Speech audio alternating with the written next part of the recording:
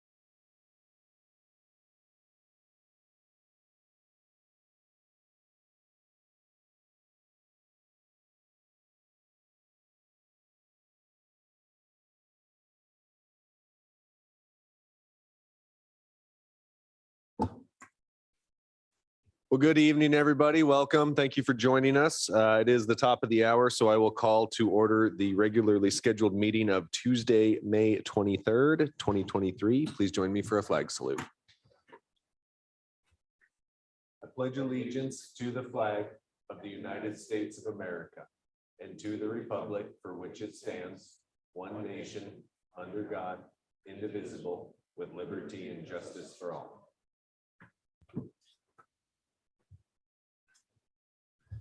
The Assembly of the City and Borough of Sitka would like to respectfully acknowledge the traditional first people of Sitka. With gratitude, we proceed on Tlingit Ani. Sarah, roll call, please. Mayor Eisenbeis, Present. Mr. Mosier, Here. Mr. Yestad, Here. Mr. Christensen, Here. Mr. Pike, Here. and Ms. Carlson. Here. And Ms. Duncan is absent this evening. Thank you. That'll bring us to correspondence and agenda changes. We do need to pull item J this evening. The Health Needs and Human Services acting chair was unable to attend tonight, so that will come forward at a future meeting. Is there any other correspondence or agenda changes this evening? No ceremonial matters. That'll bring us to special reports. Starting this evening with government to government. Chairman, welcome. I apologize for not making your meeting. I couldn't get my kid out of the playground last Wednesday. 70 degrees and sunny. He didn't want to leave.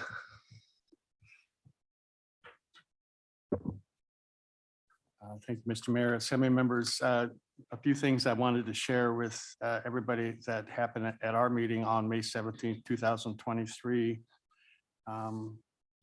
The council approved revisions on its ordinance governing committee. It was the first reading.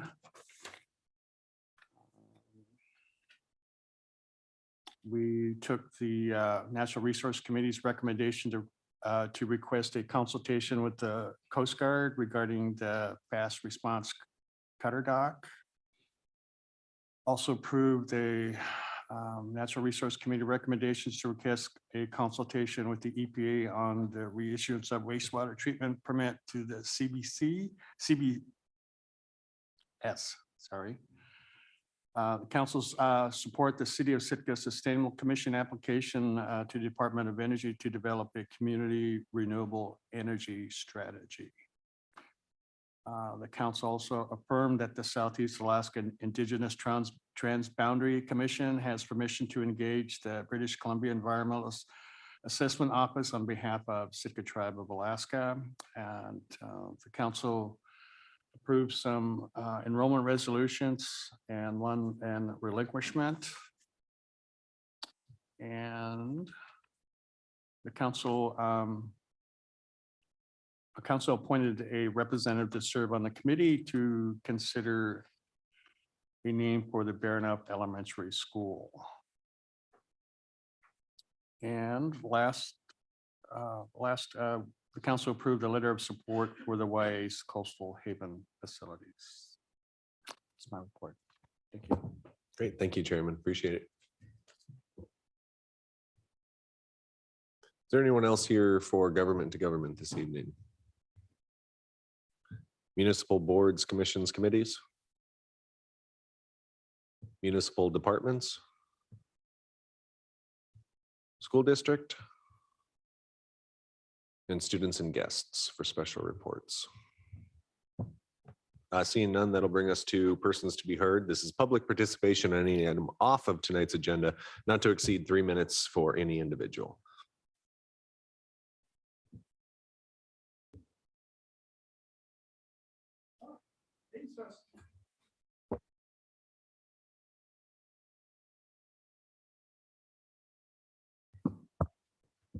Hi, my name is Rebecca Himschutz. Fun to see you from this side of the table.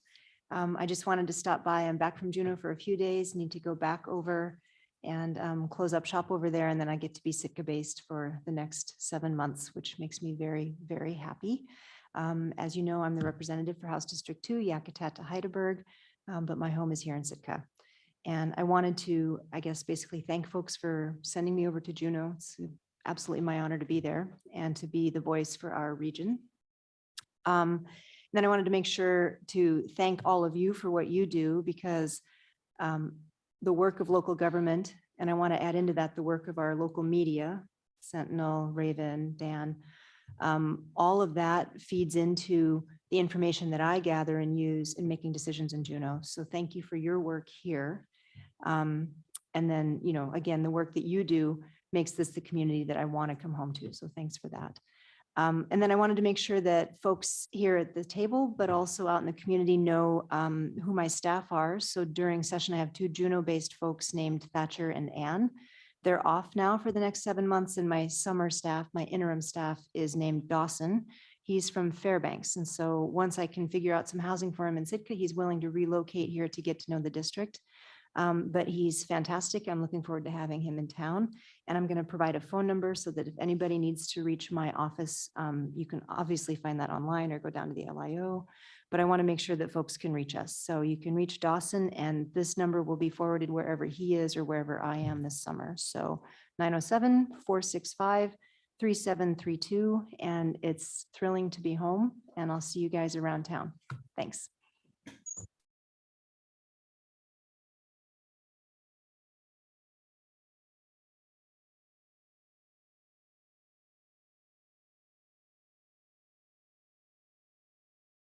Hi, my name is Christian Fabian. Taxi businesses are essential to every business in Sitka and to all the residents. There was no objection to the operation of taxi businesses in Sitka in all the time they have been operating until the Assembly hired Mr. Beatty, the new SPD contractor. I have some questions about the actions of Mr. Beatty. Why is the police department setting taxi rates when the Assembly is the legislative body charged with financial decisions? When Juneau and Ketchikan, for example, put the decisions in the hands of the manager and the council. Does the police department set utility rates? Is Mr. Beatty a judge, a legislator? Does Mr. Beatty think he is a legislator and a judge and can pass his own laws and interpret code by himself? Mr. Beatty is neither an assembly member with delegated authority to create code or a judge with delegated authority to interpret code. What is his reason for interfering with the taxi business? He slowwalks responses, plans late penalties. Why does he target taxi operations and drive them out of business? Does he interfere with other businesses? Why is Mr. Beatty making it so hard for taxi business owners to operate is a mystery. Clearly, he has singled out the taxi business for his arbitrary, unequal enforcement of his personal additions to the law.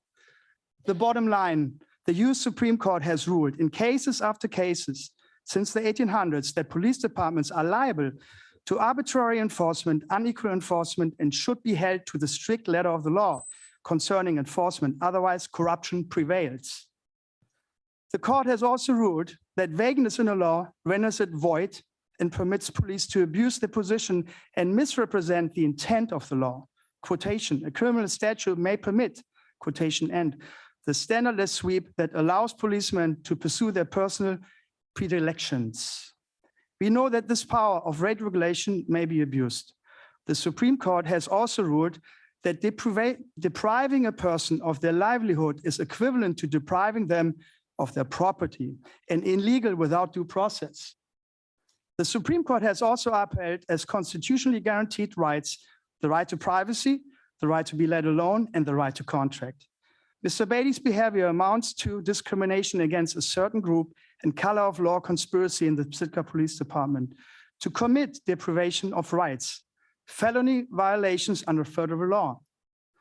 For your reference, if the Assembly allows this to continue, Assembly members are liable along with Mr. Beatty. For your reference, a document with citations from the Supreme Court, federal law, and Juneau and Ketchikan Code you can refer to, I have with me. Who do I give it to? You? Thank you very much.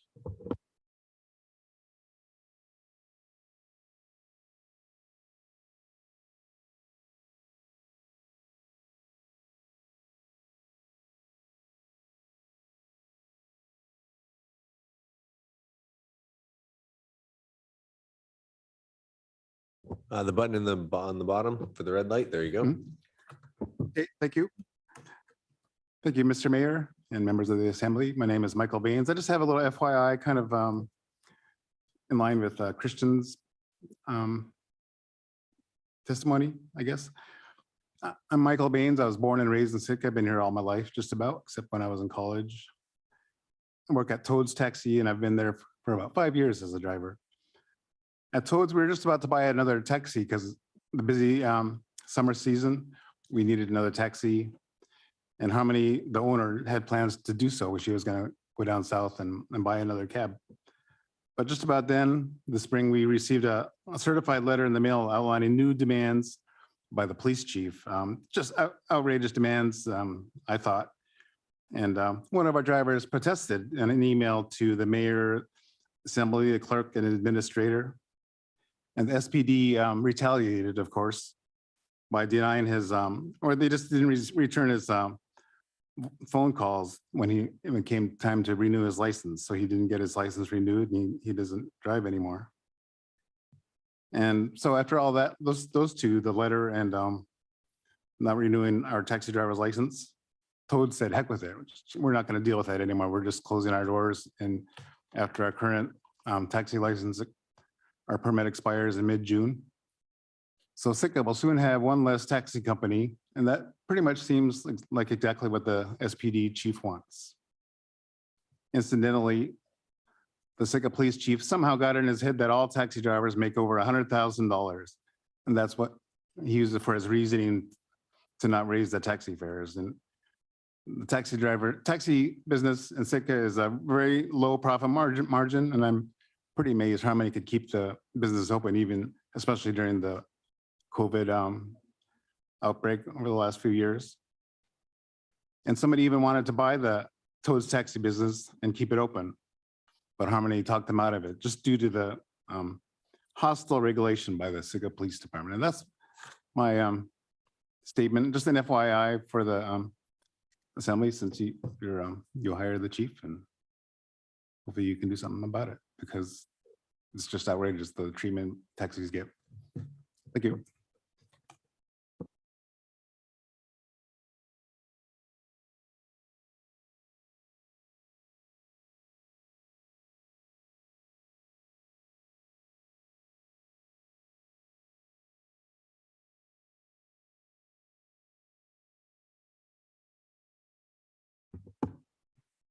Hello, my name is Michelle Martin, and I am the owner of Martin's Taxi and Tours here in Sitka. I'm here to discuss a problem that has recently developed due to a new mandate from the police chief, Chief Beatty. A few weeks before the tourist season started this year, all the taxi and tour companies received a letter from the police chief saying that effective immediately, we were no longer able to use the same car for taxi as we use for tour. From the time I started my business 4 years ago, my cars had a sign which says Martin's Taxi and Tours, which clearly explains what my business is. Under this new mandate, I would have to buy a new car. The new car could look exactly like my current car, same make, model, and color, but one car would say Martin's Taxi and the other would say Martin's Tours. Under this new rule, if I took a tourist on a taxi ride to Fortress of the Bear, and on the way they decided they wanted a tour of the town, which happens often, I would have to drive my current car home, get out of that car, get in the new one, exactly same car, or excuse me, get in a new car, and go on the tour, where Currently, all I would have to say is, yes, I can take you on a tour. It's much easier and more efficient. A few days after the police department sent the certified letter saying that we needed an additional car to conduct our business, Brian Schoenfelder from the police department called me and said that we didn't need to get a new car. We just had to get new signage, for the time being at least. But that could change and we might still have to get a separate car in the future. Our cars could no longer say taxi and tours, even though that is what our business license says, and that is what our business is. Not only did I need to get new signage, I'd have to change all my advertising, which will add approximately $2,000 to my current advertising budget. And why? Who does this benefit? Not my business and not the customers. There are 4 taxi and tour companies in town now. In June, it will go down to 3 because one company has decided to quit. The reason we are taxi and tour is because we don't make enough money with just taxi alone. We have to supplement with tour. And a huge reason for this is because the police department, who is in charge of setting the rates charged per ride by taxi, has not updated or increased the taxi rates in almost 20 years. I've asked the police chief and MSO Brian Schoenfelder about this numerous times and have never received an answer as to why they will not update this rate chart. What other businesses anywhere have to go 20 years without a cost of living increase? As a small local business here in Sitka, I am frustrated and surprised by this development. It has definitely hurt my business. Thank you.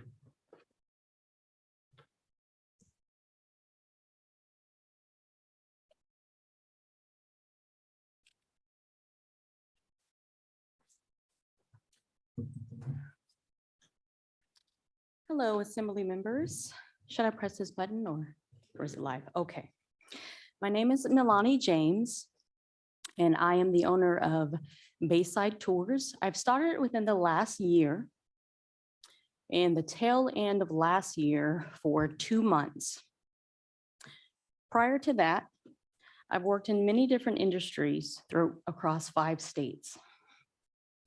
And with that, I've experienced discrimination against religion, race, ancestral, family, and any plausible unknown disability. With that said, I've taken an opportunity to say I'll start my own business. Many of you may have wives or sisters or cousins who have their own business. And when you start your day, when you have your own business, you start at 0. So going out, having a lively attitude and trying to, do your best, it's very discouraging when you are in a particular operation and you have someone try and undercut that, not knowing the full scope of where you are in your business, listening to community hearsay or previous taxi or tour operators or how they've conducted their business improperly and impose the same junction with new businesses. It's very disheartening.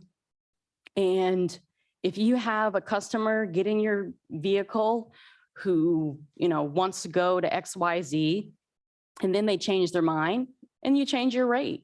At the same time, if they're waiting for their cousin to come out of the restroom, you have to impose a wait time on that fee. With that said, when customers call from Centennial Hall asking to go to a particular location and they're informed of a rate by staff, not knowing that their cousin Sandra is in the restroom waiting and Thomas is on the phone smoking a cigarette. Well, with that said, you're still imposing fees. Then when that customer comes to the vehicle, they're upset that they're paying an extra $10. Well, who are we to say? That sounds kind of rude to say, well, you were smoking your cigarette and we were waiting on Sandra. So with that said, I would like to have some sort of non-oversight when it comes to those sort of things, if we are able to have taxi and tours within our business. Because we do start at 0 when most people have a nice salary and they know what they're getting at the end of the week. We don't. And it would be nice to offer them. Thank you.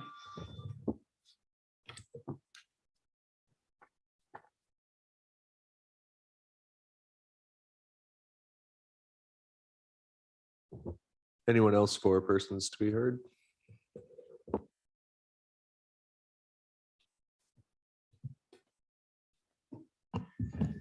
Good evening. My name is Anyone Else, Richard Ween. First, I'd like to start off by thanking Rebecca Hemshoot for coming here. It is absolutely refreshing after all the years I've attended assembly meetings to see an actual elected representative come to an assembly meeting. So I'd like to give her an applause for doing that. And I think that that is something wonderful. I also would like to say that there is nothing quite like the smell of diesel on a sublime Sitka evening as I walked in. And it is true, I do happen to love the smell of motor fuel. I fill up my car quite frequently. And remember that Sitka is a community which depends fully on fossil fuels for all of our goods and services.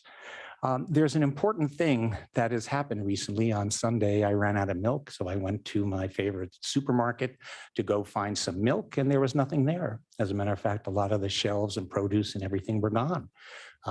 There were a couple of gallons of whole milk, which would take me like 2 years to drink. I like half a gallon of 2%, lasts a long time. I get to do it. The important thing is that one of the problems here is that the lodges, the restaurants, and everybody else who come here, the B&Bs and so forth, supply themselves with food through the through our supermarkets. And I believe that there is a seasonal crunch on various food items. And I applaud the supermarkets for even attempting to try to stock things here.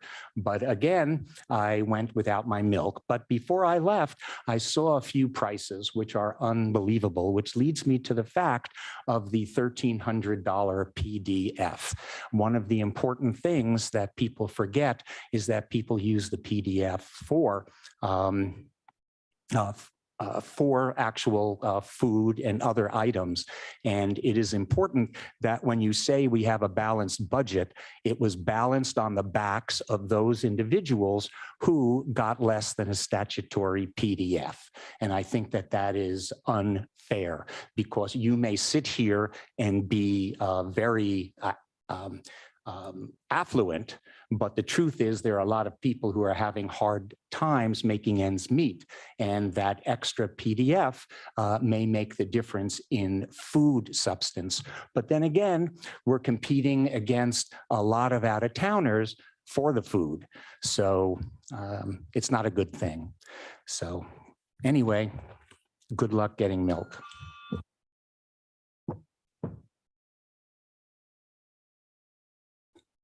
Anyone else for persons to be heard this evening?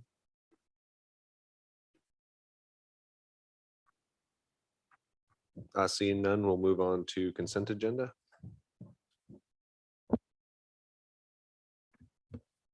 I move to approve the consent agenda consisting of item A, authorizing a 50-50 matching grant application to the Office of Justice Programs Bulletproof Vest Partnership. Second. It's been moved and seconded to approve consent agenda. Is there any public comment? Sarah, on the consent agenda?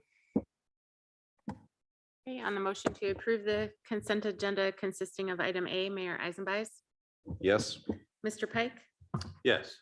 Ms. Carlson, Yes. Mr. Mosier, Yes. Mr. Yestad, Yes. and Mr. Christensen. Yes. And the motion passes 6-0 on item A. Item B, please. I move to appoint Callie Simmons to a 3-year term on the Library Commission. Second. It's been moved and seconded to appoint to the Library Commission. Is there any public comment?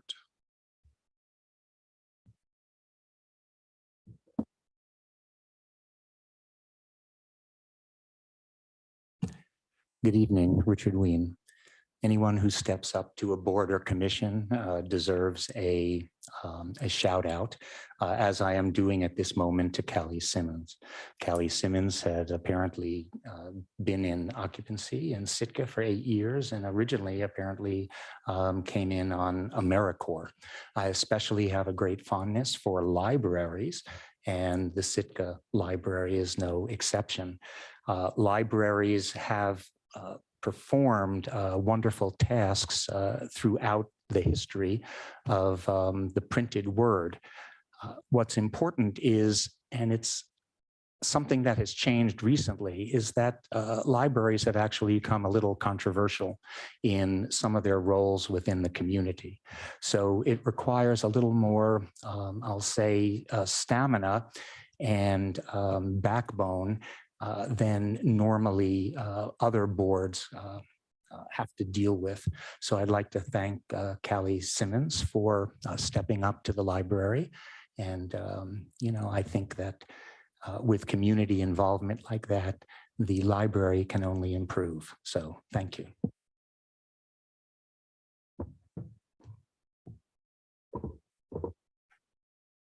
Any other public comment on the appointment? Assembly deliberation? Sarah? Okay, on the motion to appoint Ms. Simmons to the Library Commission, Mr. Yestad, Yes. Mayor Eisenbeiß, Yes. Mr. Christensen, Yes. Mr. Pike, Yes. Mr. Mosier, Yes. and Ms. Carlson. Yes. Motion passes 6-0 on item B. That'll bring us to unfinished business. Item C, please. I move to approve ordinance 2023-06 on second and final reading and adopting budgets and capital improvement plan for the general fund, internal service funds, and special revenue funds for the fiscal year July 1, 2023 through June 30th, 2024. Second. It's been moved and seconded. Is there any public comment on ordinance 23-06?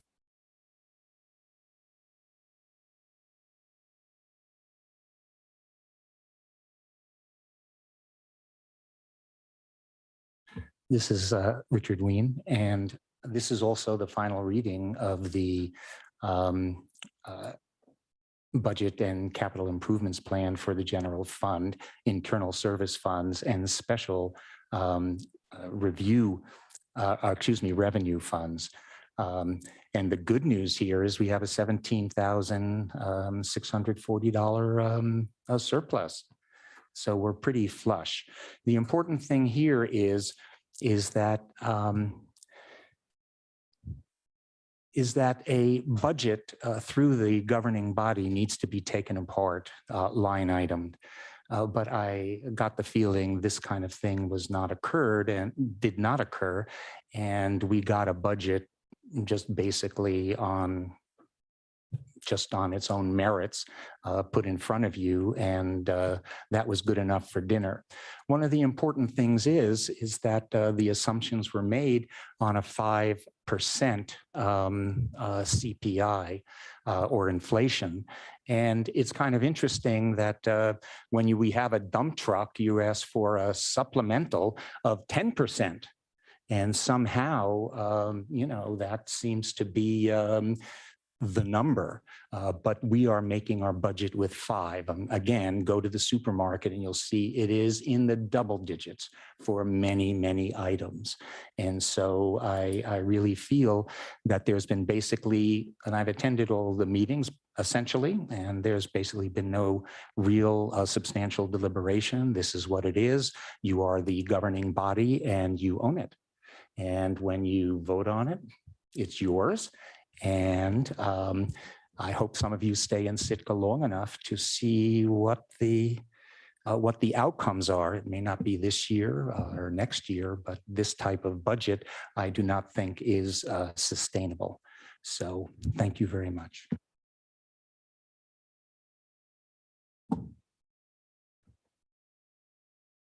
Any other public comment on ordinance 23-06? Assembly deliberation? Tor? Yeah, I want to, I've said it before, but I'm going to say it again. Thank the staff for all the work they did on the on this budget. it seems to be getting this, the process worked really well this year, worked well last year too. I mean, I felt like we had a really good handle on what's happening. We had multiple opportunities to weigh in to changes. By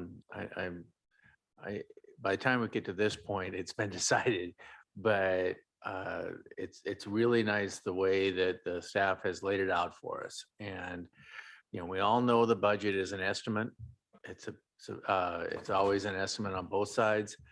But I would be willing to bet a fair amount of money that we wind up with a surplus well in excess of 17,000.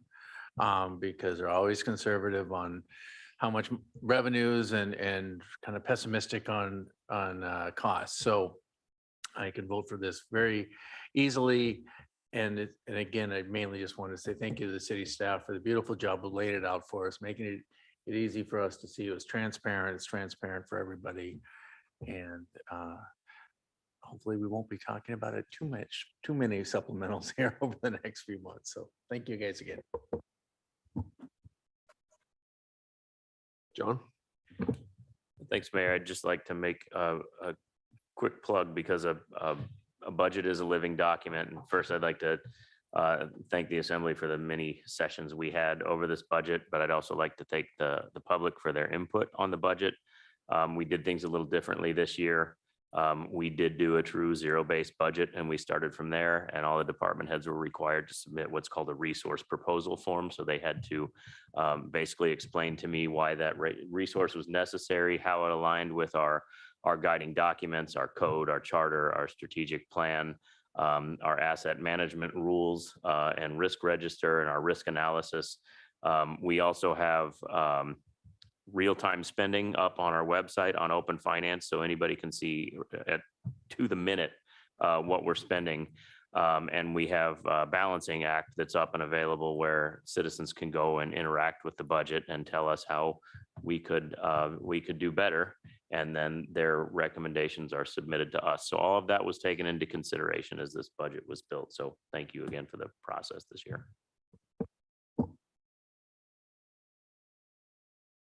Anything further from the Assembly? Sarah? Okay, on the motion to approve ordinance 2023-06 on second and final reading, Mr. Christensen, Yes. Ms. Carlson, Yes. Mayor Eisenbais, Yes. Mr. Mosher, Yes. Mr. Yestad, Yes. and Mr. Pike. Yes. Motion passes 6-0 on item C. Item D, please. I move to approve ordinance 2023-07 on second and final reading, adopting the budget and capital improvement plan for enterprise funds for the fiscal year July 1st, 2023 through June 30th, 2024, amending rates in Title 15 Public Utilities of the Sitka General Code and adopting mortgage rates and other harbor fees. Second. It's been moved and seconded to approve ordinance 23-07. Is there any public comment?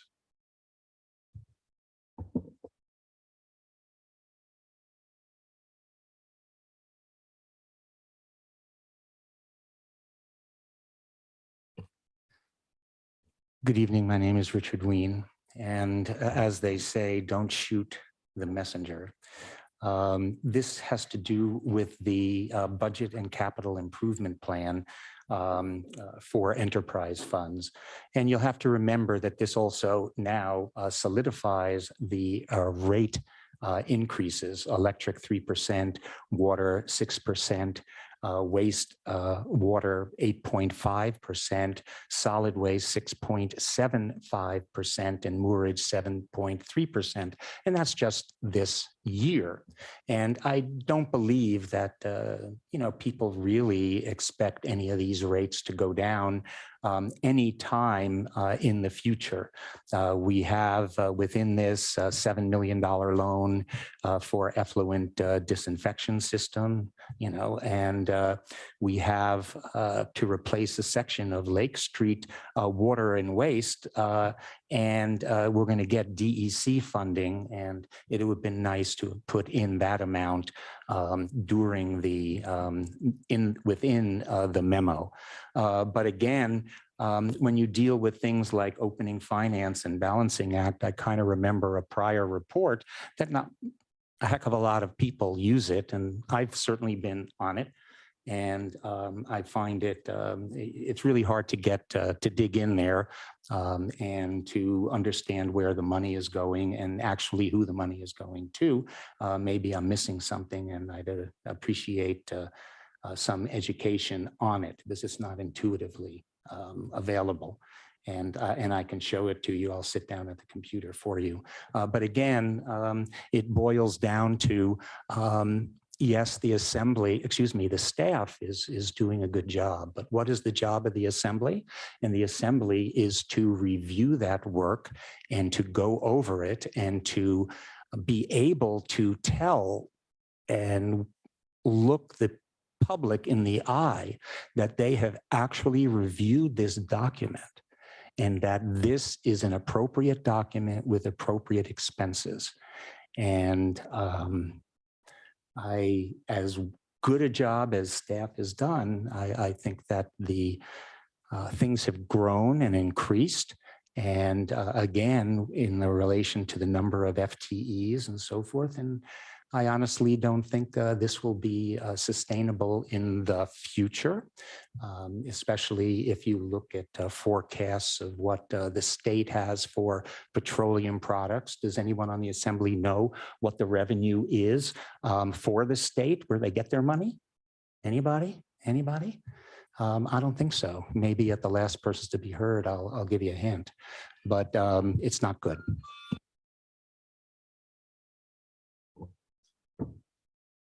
Is there anyone else on ordinance 23-07? Assembly deliberation? Chris? I know this is kind of the one that a lot of the citizens, well, we kind of take fire for, because no one really does want to see their rates go up. And quite frankly, I really don't want to raise the rates, but this is not my first budget this year. I belong to a couple other nonprofits and my own business. And I would say that these rate increases are right in line with what all these other organizations are incurring, especially with what these enterprise funds deal with. And that's raw material for the most part, copper, steel, and just other raw goods. And then the wastewater getting this new treatment plant thrown on top of it, that it's just really put us in a bind. So as much as I don't want to see the rates increase, I think in order to stay on top of these enterprise funds, it's something that we're having to do.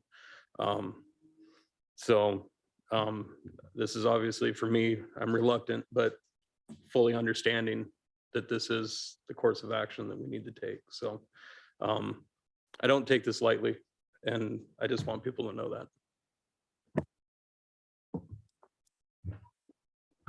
Tim? Yeah, I echo Chris's sentiments. I mean, you come into this, you don't really think, yeah, raise rates. It's a great idea.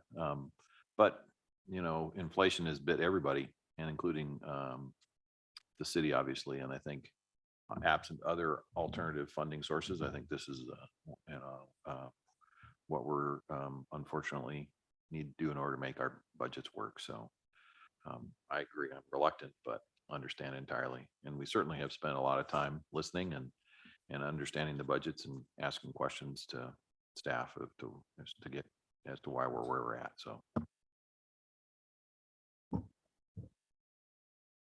Anything further from the assembly? Sarah?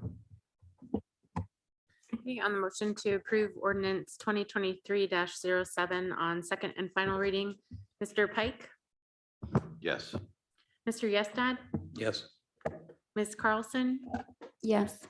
Mr. Mosher, Yes. Mr. Christensen, Yes. and Mayor Eisenbeis. Yes. Motion passes 6-0 on second and final reading, item D. Brings us to item E, please. I move to approve ordinance 2023-08 on second final reading, making supplemental appropriations for fiscal year 2023 streets dump truck. Second. It's been moved and seconded to approve ordinance 23-08. Is there any public comment?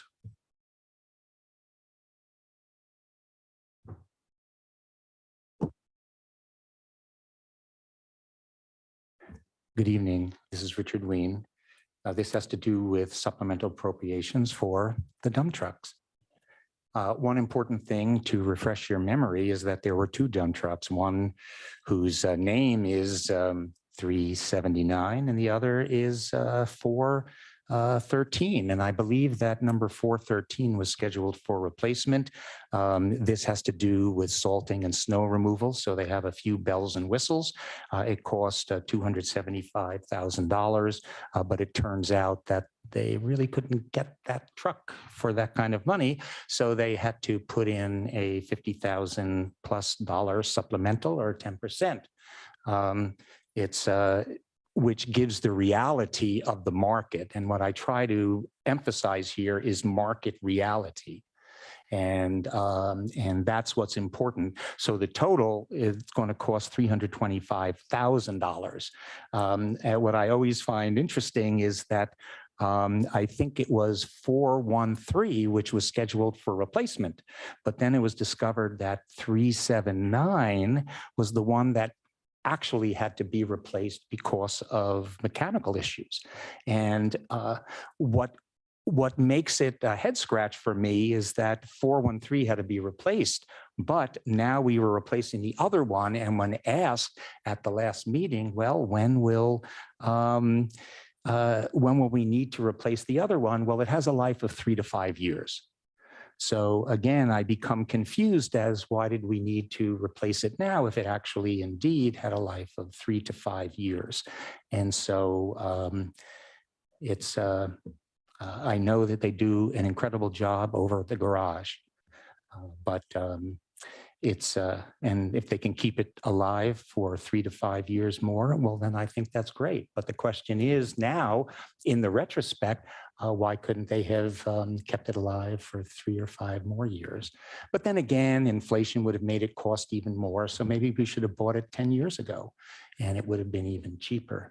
But this is a confounding thing, and inflation will affect everything that we do every time. And you know, what can I say?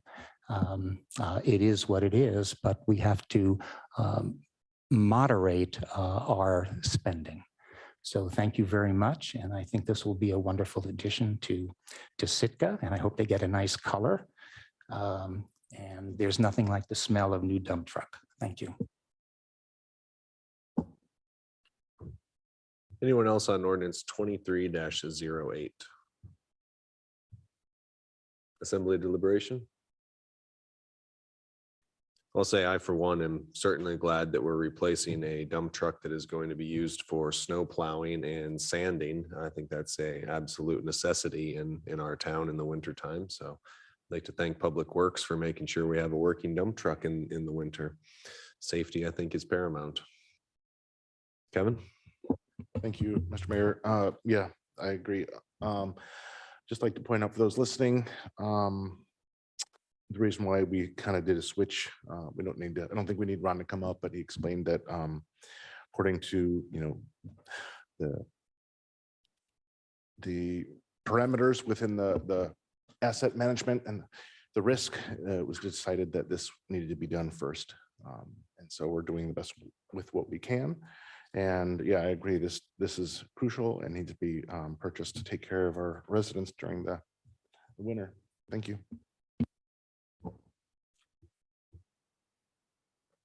And it's going to be a new dump truck, not an old school one like Harry likes.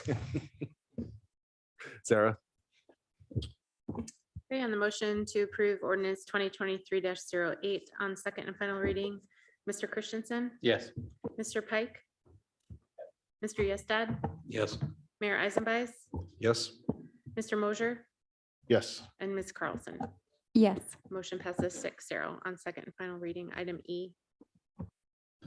That'll bring us to new business this evening, or item F, please. I move to approve ordinance 2023-09 on first reading, amending Title VI Business Licenses and Regulations of the Sitka General Code by updating Chapter 6.16 Sales on Public Property. Second. That's been moved and seconded. Do either of the sponsors have a brief introduction for this item? Sure. So this is one step above housekeeping, maybe not quite at the housekeeping level in my mind, but not far from it. So it came up that one of the kids who was doing stuff here out here was doing a kind of an interpretive lecture about different pelts that she and her family had collected, and it rightly it was pointed out that she wasn't selling anything and she wasn't playing as an instrument or wasn't a musician, so it didn't fit under the existing code. And this just changes it so that if they're doing that or something dance or something that doesn't fit directly under musician, they're still covered. It's pointed out to me that this would open it up to somebody reading or something like that, and I was like, well, yeah, if they can read a book to people and then they get enough attention and so that people want to donate, great. If they want to reenact the Lincoln Douglas debates, go for it. It's just a chance for kids to get out there and do try and entertain the tourists at the same time, make a little bit of money. And I was thinking about this, that this to me falls under various types of art, and music is a big part of my life, and I hope and I know that that's still going to be the vast majority of people. But I'm pretty involved with the Fine Arts Camp, and art's a lot of different things, and I think they should be allowed to try and show their art, their abilities. And like I said, it's not any different in my mind than somebody playing guitar or violin. It's just a different type of art, and I hope that we pass this and let them have their chance to do it. But again, I think this is a pretty, like I say, not quite housekeeping, but not far from it.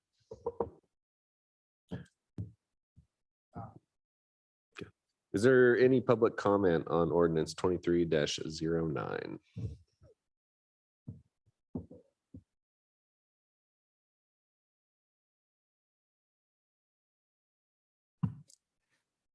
Good evening, this is Richard Ween, and this is for amending Title VI, Business and Regulation of Sitka General Code, updating sales on public property. And this has to do with allowing entertainers permits other than musicians. And for $10 a year, you can get a 1-year permit. This just kind of reminds me all those stories that you see where the local constabulary busts a lemonade stand on the sidewalk because they don't have a permit or a health permit. And I think this is kind of funny, but I do like words. And the word here is busking, or for somebody who is busking, they're called a busker. And so I like etymology, which is the origin of words. And believe it or not, in the mid-1800s, busking, and this is what this is, selling things on the street or entertaining. Back then, it meant selling articles or performing obscene ballads in public and at public houses. So I don't know whether that goes, but it also meant in the 1850s to cruise like a pirate. So do I need a permit to cruise like a pirate? But the origin of the word goes way back to Old Norse, and I'll leave you to look that up. But now this gives me an opportunity, and that's why I love Amazon, because I did buy a pole I bought a pole, and I am going to be opening up something very interpretive, very artistic, and is called Sitka Strips. I'm going to use my pole and I will be stripping. Believe it or not, I do have a buff body, and it will be family-oriented stripping. And I think that this will be wonderful to come out, and maybe other individuals will join me because it is an art form. So please pass this because I already paid my money and my pole is on the way. And I have some great tights. Actually, they're Lululemons, but that's okay. They fit very well. So pass it, please. Is there any other public comment on ordinance 23-09?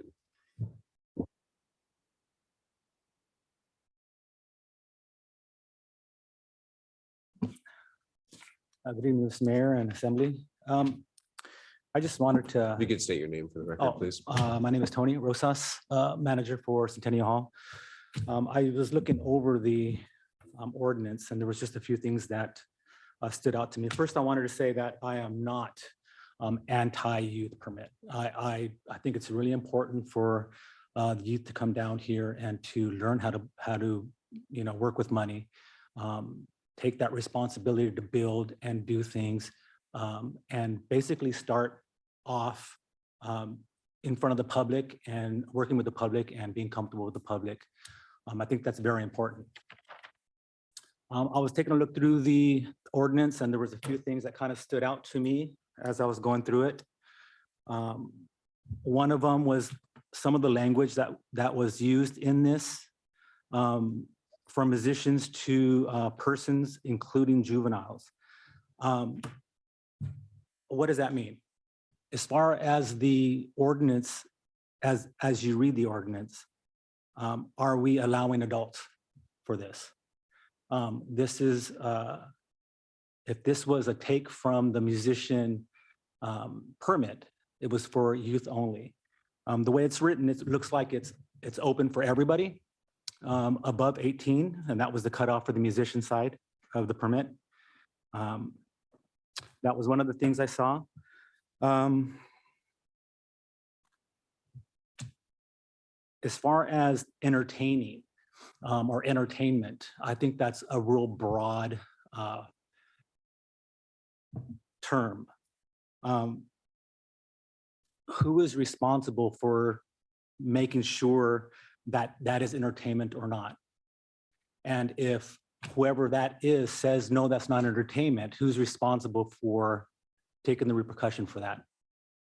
That's something that I don't see in this ordinance as well.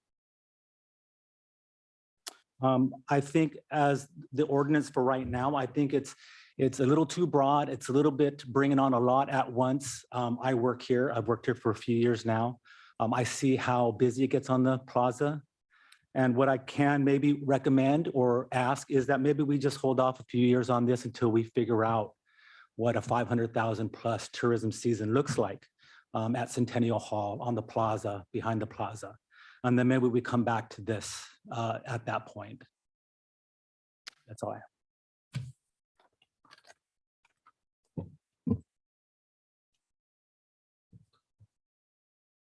Anyone else on 23-09?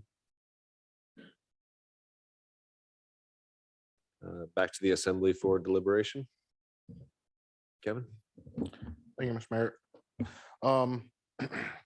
Yeah, I agree. This was supposed to be kind of a simple thing to allow youth. In my mind, it was intended for the youth, to encourage them and allow them to do this. Last year, there was there was a youth that was wanting to do something to this effect, and they weren't able to because it technically wasn't in the code. And so now this is an attempt to just fix it so they can do that. But given that Tony is the Centennial Hall manager, the way I read it, it was giving a lot of discretion to him, but it doesn't sound like he wants to be in that position, because then he or whoever it will be who is the Centennial Hall manager would have to deal with people who might not agree with, because I had line 49, it says, go back to E44, solicitation by persons, including juveniles, entertaining the public by speaking, acting, dancing, singing, or speaking, speaking, acting, dancing, singing, playing a musical instrument or other performance shall be allowed in areas designated on an entertainment permit fee issued by the municipality for an annual fee of $10 under the following conditions, and that's on line 49.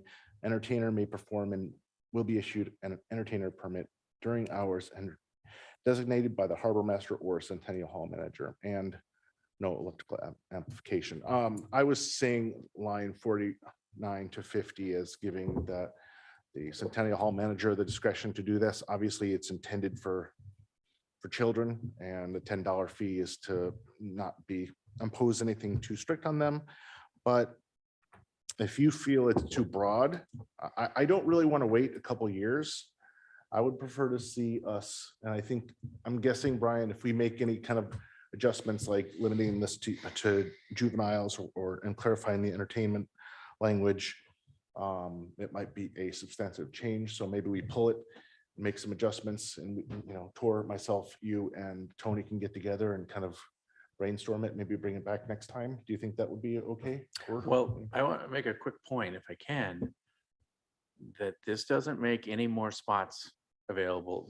That's kind of a different mind where the Centennial Building has a certain number of spots that are available for children and only children. So it's adults if they were, say, over on the dock or doing something like that. But if they're here on the Centennial Building, those spots, we have it set up for children to do their busking or selling. And this doesn't create any more, or nor does it change the rules. It just says that it's not just it's just not just music, it's entertaining. So that's already covered, is what I'm saying, because if we have, I don't know how many spots we have right now, but say we have 5 spots or whatever the number is, that doesn't make any more. And it's still, the rules are still there that it still has to be, for the child fee, vendor or entertainer slots. So, I don't see how this is going to open it up to adults to do that, because those slots are reserved for kids. Well, And if an adult is doing that over on the dock, gets a permit, whatever, but we still have to follow the rules for the Centennial Building. It just allows it to be something else. I understand. I totally get that.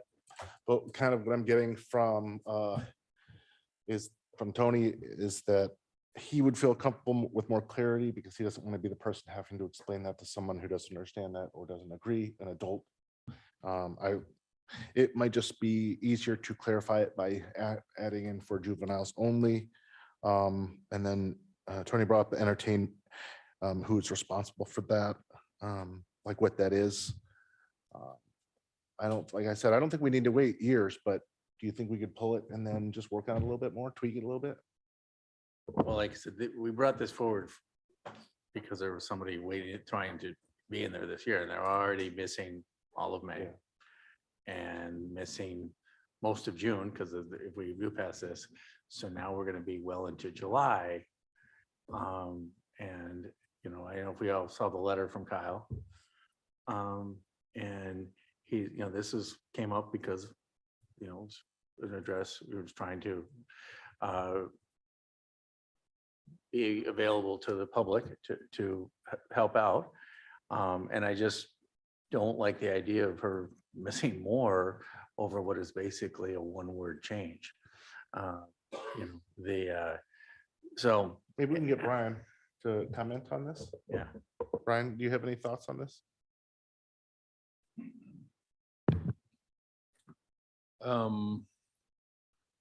You're asking me to make policy No, I'm type asking of things, you know? I'm asking your comments, your thoughts, because you helped kind of craft this or make the adjustments. What are your thoughts about the comments that it doesn't specify youths? I mean, when this came to me, it was to address one young person who wanted to put a table out, what I understand in pet something, furs or something Yeah. like that. And it struck me that if we were gonna try to make a change to the code, that it would be fairer to include other type of entertainment for, and not so-called just focus on, this is the one child's amendment to this code. So that's when I came up with this entertainment language. I said, if you're gonna allow something like that, somebody to pet a fur and then get donations from it, why don't you allow a whole scope of entertainments? No, I get that. Yeah. I totally get that. But can we throw in that this is intended for, and that it shall be for, minors, right? Can we do that? That's what that's what it says. And I don't understand that distinction that is being made. Well, it says solicitation by persons including minors. That could mean someone could say, well, it's for adults too. Well, it's someone who comes and asks for a permit. And it could be minors too, because if you read the code in the whole, there's distinctions made in parts of the code that people can apply for these permits to sell things around, and there's separate provisions for juveniles. So I wanted to make sure that this one, where people who played music and now would be entertainers, they could also be either adults or juveniles that request this permit to do these things. I think one of the other things that Tony was concerned about was, what if 100 people came in and wanted to entertain and play music around there, where we defined? And it said, that's still a problem as the code reads now. 100 people could come and say, I want to play my instrument at the code. And at some time, Tony would have to say, and that's who the discretion is left with. Yeah. I only have so much space, and I'm only going to let so many people do this stuff, whether it's just musicians or now, if you pass this, it would be entertainers, use a space around Harrigan Centennial Hall. Yeah, I agree. I think it's fine as is, but, and I was okay with, the manager having discretion, but the manager has expressed that he's may not, based on his comments, may not be okay with it. I'll be honest with you, I don't understand this distinction, but that the code wasn't supposed to be for, this provision is supposed to allow both adults and juvenile to request a permit to entertain, not just play music. That was the intent of it. And if it doesn't say that clearly, then no, it does. we should change it. It doesn't say only juveniles. I'm okay with it as is. It seems like Tony just has some issues with it. How about we just pass it this time and then we can talk about it during the week. Chris, you had thoughts? Sorry. Chris? I guess I'm assuming these permits are the squares that we're talking about? Or is that beyond the squares? This isn't like the designated, can we ask Tony to come up for that? And isn't that only juvenile in that? Or, I guess that's a question for Tony, so. Tony Rosas, manager. It's not just the actual squares that the vendors are using. What we have right now is limited space because we have a lot of vendors out there right now. We have a lot of the squares sold. So there's gonna be a lot of vendors, there's gonna be a lot of traffic with tourists. And so right now, all we have is just a limited space in front of the canoe. That is kind of the only space that we have right now, other than maybe putting them in front of the net shed, which would obstruct traffic as far as foot traffic. And you can imagine all that stuff there. We don't want to put them in front of the meeting spaces. That's the windows to room 3 that obstructs. If you're going to pay, to have a meeting space, you don't want a bunch of chairs and tables and stuff right outside in your view. So right now we have them just in front of the canoe right now. Like I said, limited space. They're aside from where the actual vendors are. We're not going to mix them this year. We had in the past. It just gets too, now that the vendors are actually, that is their square. We're not going to put a child vendor in there this year. So that space over by the canoe, is there like so many designated pseudo square kind of things going on There over is, there? no, it's just as many as we can kind of fit and Okay. still be able to have tourists be able to come through them to the canoe. Okay, Yeah, and is so that it's basically limited just space. intended for juvenile over in that area or Well, kind of they're any really- of these permits? For the youth permits, there was really not an intended space. We just kind of would put them where we would be able to fit them. Okay. Yeah. Any other questions for Tony while he's in front of us? John?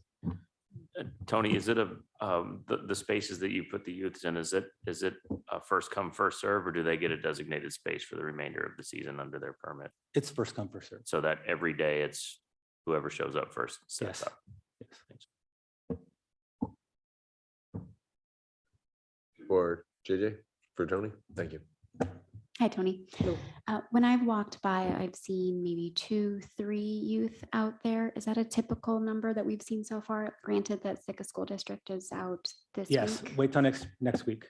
Next week, there will be a ton more. Yeah, right now, school just got out this last week, so they're gonna fill up. And what is, just from the top of your head, about the makeout? Is it half musicians, half selling shells, or what do you typically see? Excuse me. Well, just last year, we had 2 musicians. We do have charitable permits. We do have traditional permits that allows native art and that kind of thing. We have the youth permits. We have so we have quite a few different kinds. Last year, we had probably at least 30, 35 youth permits, just off the top of my head. Like I said, we had a couple musician permits, and we had, I think, 1 charitable, if I believe. But this is a banner year for tourism. We may not have had all 35 people or kids out there all at the same time. Who's to say this year? There's a lot of people that are going to be coming in town. There's going to be a lot of eager kids wanting to get out there this year. And quite frankly, I don't know what the plaza is going to look like when we have 10,000 people out there tomorrow. So that's going to be a good sign or a good tell for tomorrow. So. Thank you. Tony, I do have one for you. I understand an earlier comment that who is to interpret if the speaking, acting, singing is allowable. And you said Sure. that was on you and that was a concern. Sure. Right now, music is permitted and music can be disagreeable as well to groups. Are you comfortable right now making the decision that a musician's music is agreeable or disagreeable? Yes, I see where you're going with this. In the day and age that we're in, yes, I do make that call, whether it is acceptable or not out there. Of course, one of the things for the musician is it's not amplified, which is good, which is great, especially if we have more than one out there. With the way things are these days with interpreting what is entertainment, that's a whole different animal. So that is something that I am an entertainer. This is what I do. No, you can't. Well, then I'm going to sue you because I'm not, letting somebody else do something different. So Well, on the that's flip what just side, one of the things kind of I'm a opens it up. musician. This is what I do. I'm going to sue you because I can't play my music now. So just it depends something on to how think good you about play it. as we go forward in this, that disagreement can happen even with the current code on whether it's appropriate or not to be in the area. So anything else for Tony while we have him up here? Appreciate your time this evening. We may have to call you back. Thank you. And Chris, I believe you had the floor. If you don't need it any, okay. Kevin? Thank you, Steve. Mr. Mayor, yeah, listen, all of this, I'll vote yes on it and then have a couple more conversations with Tony and Brian and Tor. But I think given this, after hearing this, the rest of the discussion, I'm okay with it. For me, just one question for the sponsors. Was staff who is going to be affected by this ordinance, the Centennial Hall manager and the harbor master, were they contacted and informed of this before it brought? Before it Not came before. forward? I went and talked to him. Honestly, it was such a minor thing in my mind that it didn't occur to me. I've been really busy. But I heard that they wanted to talk about it, so I came down and talked to them. But it was already put in. Okay. But you know, I guess this goes on a no good deed goes unpunished. To me, this is such a minor thing. I think a lot of the concerns are being really overblown. Okay, so, but it That, wasn't yet. So I got you. It wasn't put in front of them. And I get, the reason I asked that is I'm a stickler on putting things in front of our boards and commissions and committees first. I think it should also go to the appropriate staff who are going to be affected by our changes. Now, whether you take their advice or not is completely up to your prerogative. But I do think the assembly should at least allow a courtesy to those who are going to be affected. I support the idea of this. Kevin, it sounds like you kind of understand where some of the concerns are coming from, which I'm supportive of. I like the idea. I want this as a whole to move forward. But I want to make sure that, well, I can't make sure that some of the concerns are going to be alleviated. But if some of the concerns could be alleviated between now and the next meeting, that would be great. I also understand the time frame of those who wish to get a permit, and the summer season fades fast here, unfortunately. I think we should, as an assembly, should continue to act in a timely manner. However, I want to put forward an ordinance that works, not one that's just put forward because of time. So thank you, Kevin, for your continued work on this as the process develops. Tor, or Tim, I'm sorry. You know, I've discovered through time that the more things you put into the more list of things you include in something, the more you discover you've left out. And so I think this particular language suffers from both being too vague and too specific at the same time. So entertainer is probably a little too vague, and a full list is going to leave something out. I mean, we didn't put whittling on there, for example. So, you know, I think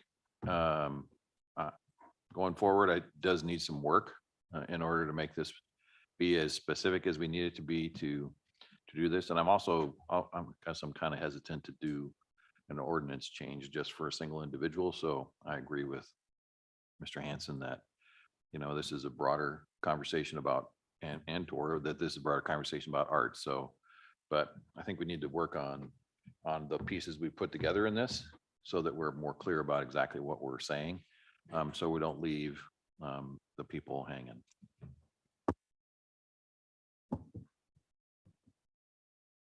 JJ?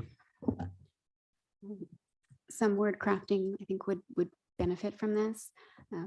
I don't know if the word juvenile is just a legal term, but youth makes more sense to me.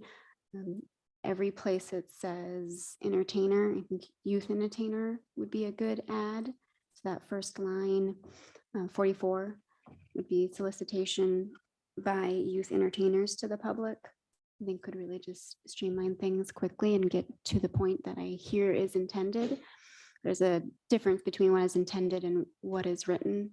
And when people, 5, 10, 25 years from now look at this discussion isn't going to be, a footnote in this ordinance. It's just going to be the words on the page. So attention to the words on the page is what we do as the assembly. So consider that, please. Kevin? Yeah, thank you for your comments. Keep that in mind. I'll get with Tor and Brian and the others. before the next meeting, before we need to make changes. I just want to clarify too, Tim, just a point of clarification. We didn't do this just for one person, although there was one person that kind of brought to our attention. In my mind, this was to allow, people to be able to do this in general. So, yeah, that's it. Chris? I guess I do approve of the general, what this is going for. At first, I was totally thinking youth only, but I think Brian's comments about inclusion of everyone and entertainers from every age is probably the proper route, though I am thinking more along the lines of youth. But I do have concerns of what this might do for Centennial Hall staff after hearing Tony's concerns. I'm worried for him, but I do want to make this change at the same time. So I'm just unsure of the best way to go about it. So, yeah. Tor? Yeah, I just want to make a point that this doesn't change the rules that are already there. That for youth permits, makes it for adults, that's citywide. But at the Centennial Building, the youth permits are for youth. And so, and it doesn't make any more spaces. So this is allowing to say that when we said that musicians can play, and if they're down here, the Centennial Building using the space, they have to get a youth permit from the Centennial Building. So none of that changes. It's just changing the definition of from musician to entertainer. And everything else is still the same. So all the rules that apply now still apply. So it depends on where they are. So that's it. I guess part of the problem, Tor, is that while it's clear to you, it's not clear to the rest of the assembly. That's why we've had to state the same thing over a couple times. So I think that's what the assembly is trying to do here, is get some more clarity for us. Because if we don't understand it, then when they translate it to the public and the youth who are getting the permits, they're going to have a hard time understanding it as well. So that's why I salute yourself and Kevin for working through a process as we go forward here to get some more clarity on this. Because when I look at the code section in whole, I wonder if it was even the right spot, because there are other spots that talk about incidental sales of juveniles. So I'll leave that to the sponsors to continue to look at. But when you read the code as a whole, you wonder if messing with musicians was even the right choice to begin with in my my look at it. Anything further from the assembly on this item? Sarah, on the ordinance? Okay, on the motion to approve ordinance 2023-09 on first reading, Mr. Mosher, Yes. Mr. Pike, Yes. Mr. Yestad, Yes. Mr. Christensen. Yes. Mayor Eisenbais, Yes. and Ms. Carlson. Yes. The motion passes on first reading 6-0. Item F. It is past the top of the hour, so assembly will take a recess. Please be seated when you're ready to jump back into it.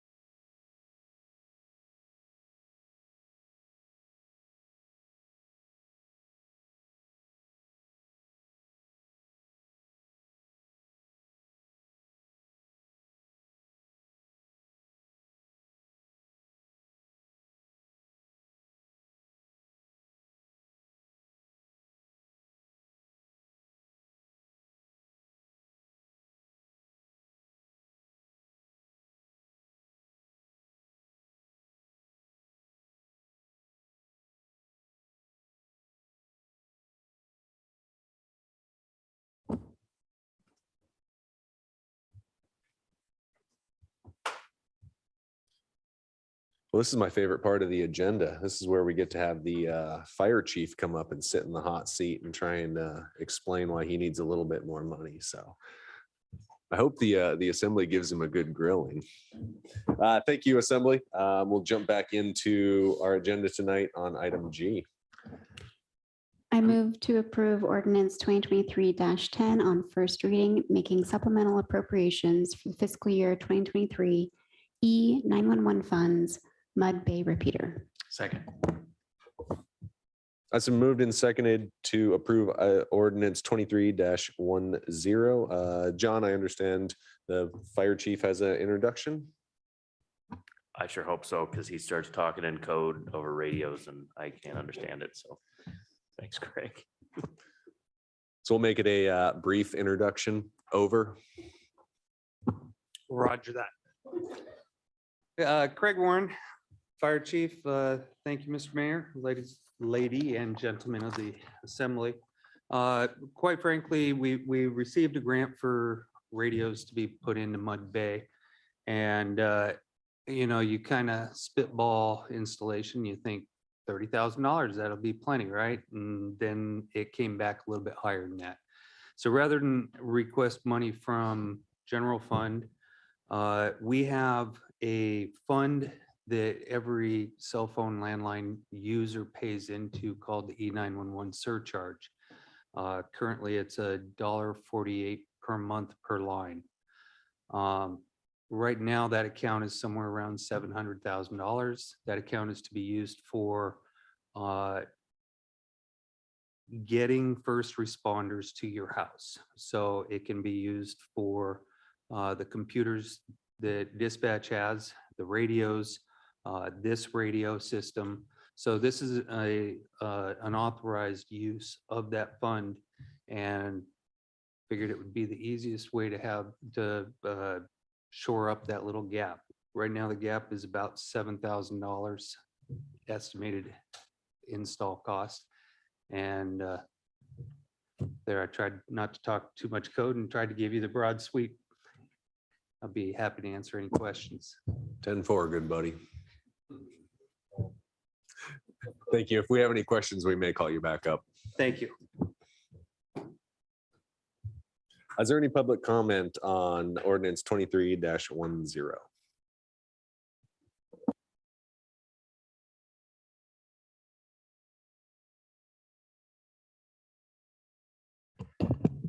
CQ. This is Richard Ween. This is for a repeater. We getting funds out of, as was mentioned, the cell phone. There are $37,000 available. The quote for the repeater is $44,732. So there's a shortfall, and it's these kind of things are important because it'll certainly improve communication with EMS, the police, fire, etc. And one of the important things is these are not for general public use. It will not improve the communications for public service use. And in speaking with somebody about this, the individual had one question, and they were very knowledgeable about these kinds of things. And his concern was, will it work? Will the repeater work as advertised? So it's something that we do need based upon the location in Mud Bay and because of potential increased traffic there. But the question is, and this is a legitimate question, is will it work as advertised from its location? Thank you.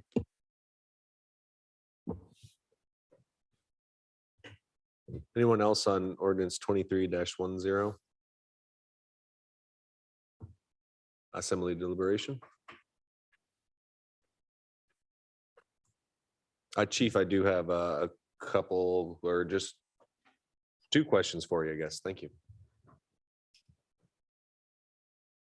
You did answer one of my questions. How much funds was available in the E911 fund if we had enough money to cover it?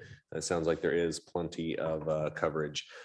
Two questions on this. First, Does this repeater help us in Catlean Bay? Will it help reach back into there? I know that's a problem issue right now. Yes. So in the past, we have used the Forest Service repeater that is located at the same exact site from the back of Catlean Bay, and that's only a 10-watt repeater. Ours will be closer to 50. So yes, it is going to cover Catlean Bay, and the big problem the chief and I have had with communications in the past has been right there at the Cove Marina and the where the ships are. That tends to be a real tough communication spot for us, and it'll shore that one up also. Perfect, which that actually partially answers the next question. Your analysis says it'll provide better coverage.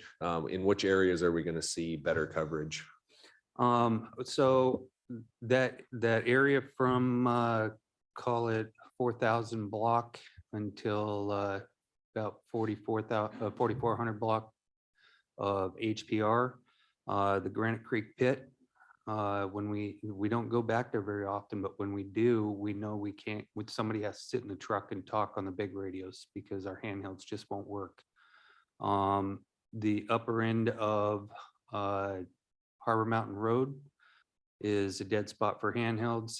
And of course, even the big radios have problems coming out of Catlean Bay for our current repeater location. Those will be the big spots that are shored up. Great, thank you for that clarification. Any other questions for the chief while he's up here? Great, thank you. JJ? What about the rifle range? That kind of seems to be behind a bit of a curve. I am hopeful that the rifle range is going to work. Once again, our trucks work out of there. The squad cars work out of there. Our problems are when we get out of the vehicle, we no longer have a 100-watt radio. Now we have a 5-watt radio. But looking at the maps and the altitude is the big thing. The higher you get a radio, the more coverage you get. And I think we're going to shore up that area also. Great, thank you, appreciate it. Yeah, I'm excited to hear that this may increase, sounds like it will increase radio service back in Catlean. It's been a fear of mine with that road going back there that we don't have radio coverage. So I'm excited to see at least a good first step being taken, and we can possibly explore more if we need to. The grant is a little bit older, I remember, but thank you to the fire chief for pursuing the grant, to getting most of the funds, and then a small chunk in from E911. Anything else from the assembly on this one? Sarah? Okay, on the motion to approve ordinance 2023-10 on first reading, Mayor Eisenbais, Yes. Mr. Pike, Yes. Ms. Carlson, Yes. Mr. Christensen, Yes. Mr. Mosher, Yes.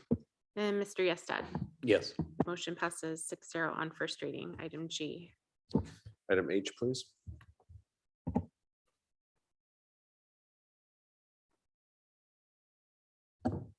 I move to approve ordinance 2023-11, authorizing the lease of the Sitka Marine Service Center to Seafood Producers Cooperative, in a 8,400 square foot portion of Sitka Title Land Survey number 15. Second. It's been moved and seconded to approve ordinance 23-11. John, you have a brief introduction on this one? I'll try to make it as brief as possible. Thanks, Mayor. So you remember a few years ago, we've had the Marine Service Center and the public cold storage. The lease terms were kind of off over the years, and then we got those aligned over the last 2 years, and now the lease for both lessees expires June 30th of this year. We went out to RFP at the end of last year. And I put in the RFP for a 10-year base term with 2 5-year options to extend, an annual lease rate escalator of 2% that's going to be applied on July 1st of each lease year. And from experience in the past, I specified exclusive public cold storage space in there of 10% that needs to be clearly marked where we can go in and essentially audit that and make sure it's happening. In the past, we had been, we would receive complaints that they would go to one of the providers and they'd say they're full and go to the other one, and the rates were different from one side to the other. And since there is a lot of federal grant money now going into this facility, we needed to ensure one, that public access was maintained, and equal public access and equal rates amongst both of them. So we received 2 bids, one of them from SPC, the other one from North Pacific. And I believe their proposed price was around $50 within each other's price. So it was fairly easy to get that squared away for the same amount. And I went back to the proposers and asked them to basically get together and agree on the public cold storage rate and the public cold storage operation. And they did that and provided the information that you'll find in the packet. So these are the 2 proposals in front of you. The leases are drafted with the terms that are in the memo. And I'm open to any questions if you have them. Thank you. Any public comment on ordinance 23-11?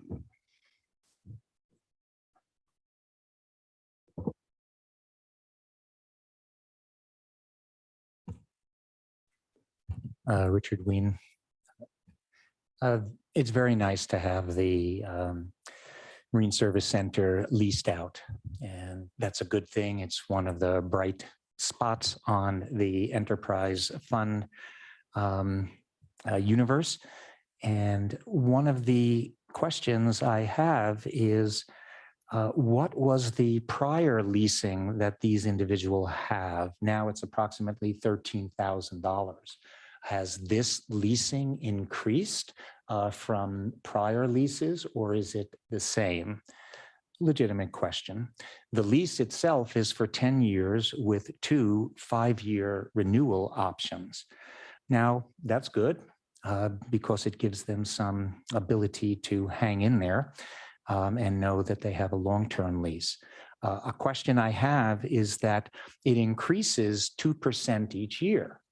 Now, 2% sounds like another deal that the assembly kind of agreed to, which was low-balling increases, really not based on the economy. And I was wondering, how did 2% come about when our own budget is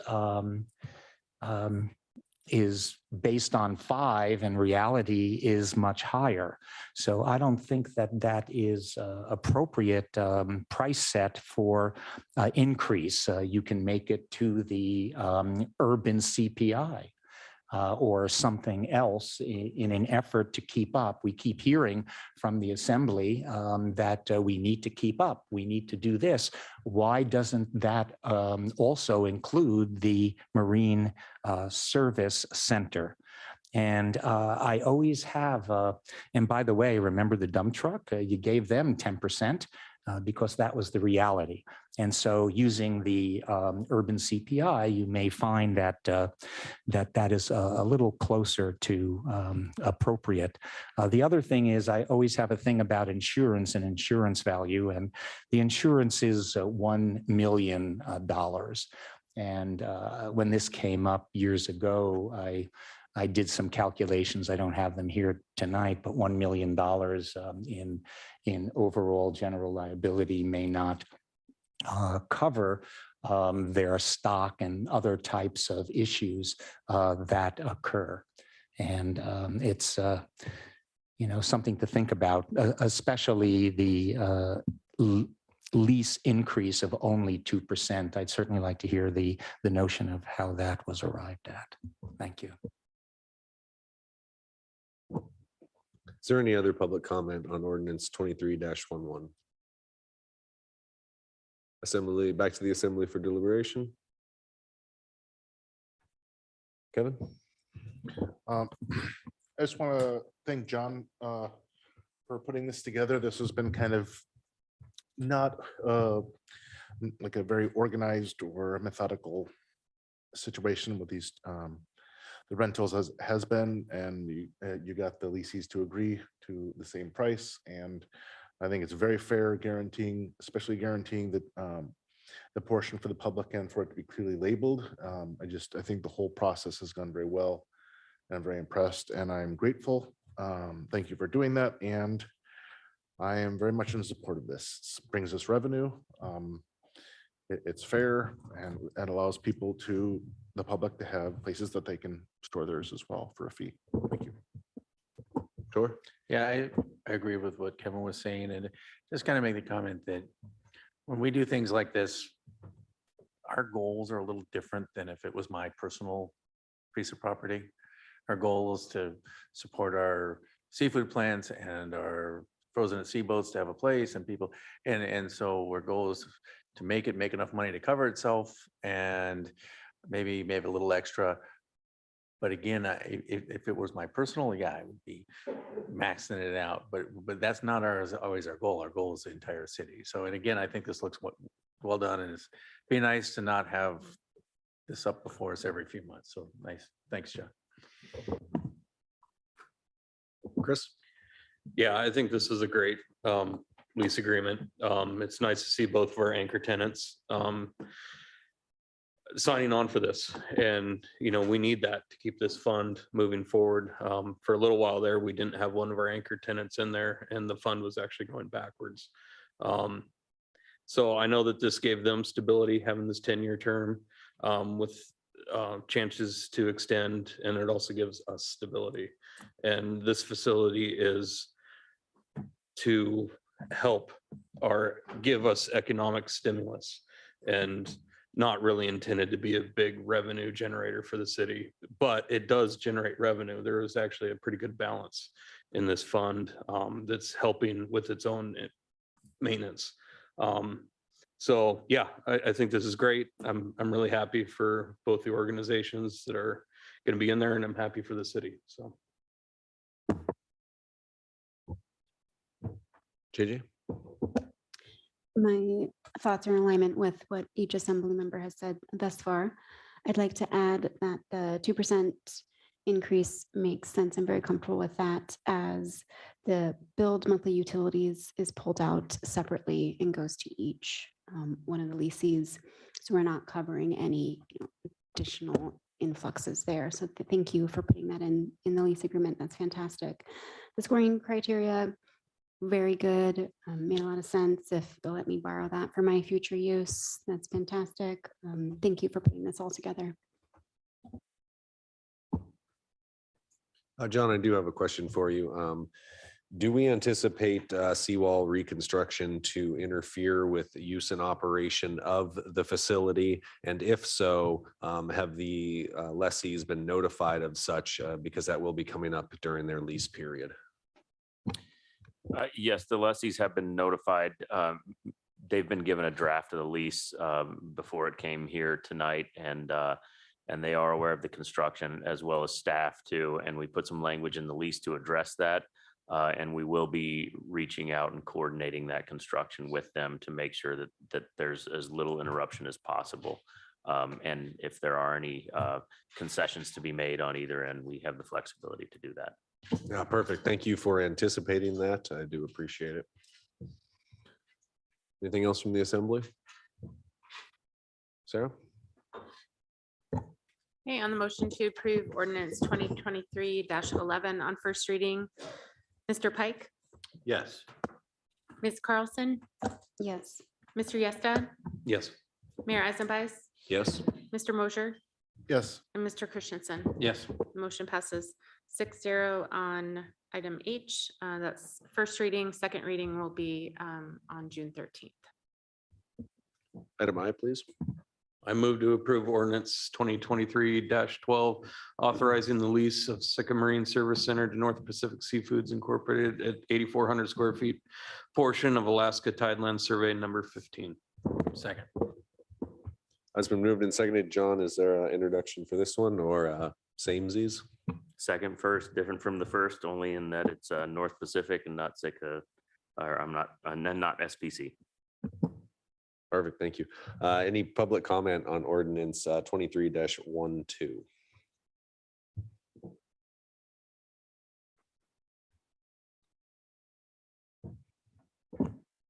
Good evening, Richard Ween. This is the same lease, and it's a very nice thing that we have two individuals who are willing to anchor this this facility. The point about 2% has nothing to do with the electricity or anything, but I believe, and correct me if I'm wrong, the city is responsible for maintenance of this.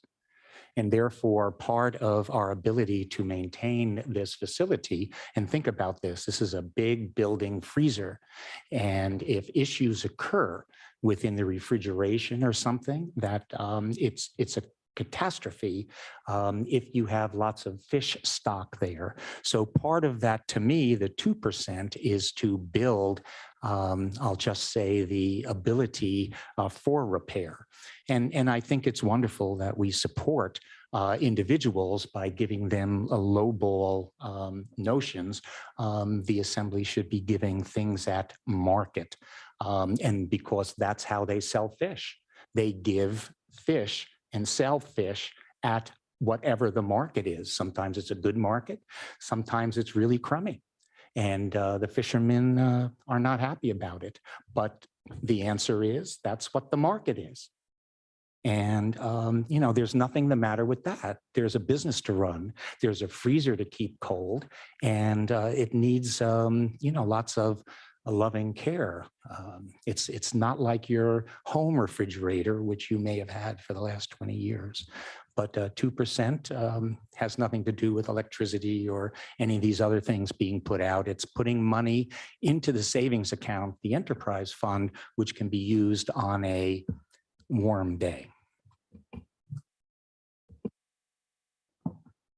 Is there any other public comment on ordinance 23-12?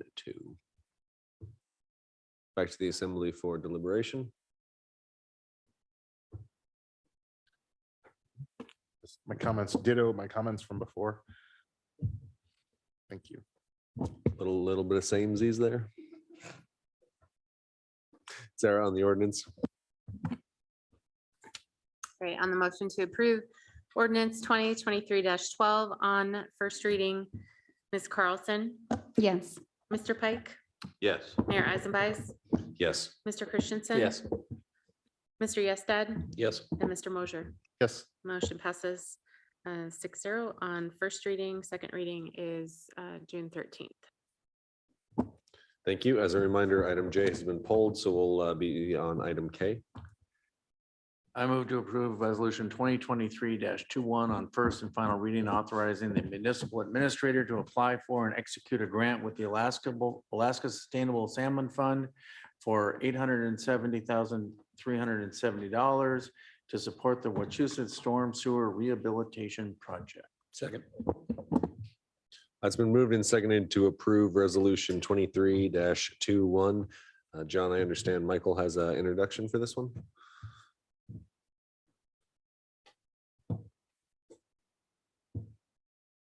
Welcome and thank you. Michael Harmon, municipal engineer. Wachusett Street project, been up here a few times now. This is the sister project to our Peterson Street culvert replacement that we did just down from the high school. This is the next culvert upstream of that along Wachusett Street. Similar to Peterson Street, we have undersized culverts that are structurally failing and impeding over half of the stream length for fish spawning and rearing. So this project is very supported not only by our maintenance staff, but Fish and Game and federal organizations in support of rehabbing the creek and the fish spawning area. We've been actively seeking grants for this project over the last couple of years. So far, we've only secured, which we're very appreciative for, $200,000 from the Alaska Sustainable Salmon Fund that has a 35% match. In February of 2023, we applied for $606,000 from the U.S. Department of Transportation and Federal Highways. We should hear if we get that grant later this summer. Again, we've applied for several other grants over the years, 3 of which we have been informed, unfortunately, we're not successful. The Alaska Sustainable Salmon Fund is open again this year for additional funding. They're encouraging us to apply for all shortfall funding on the project this time. There is a 35% match requirement on this, as same as the grant we already have from them, and we also need to construct it within 5 years.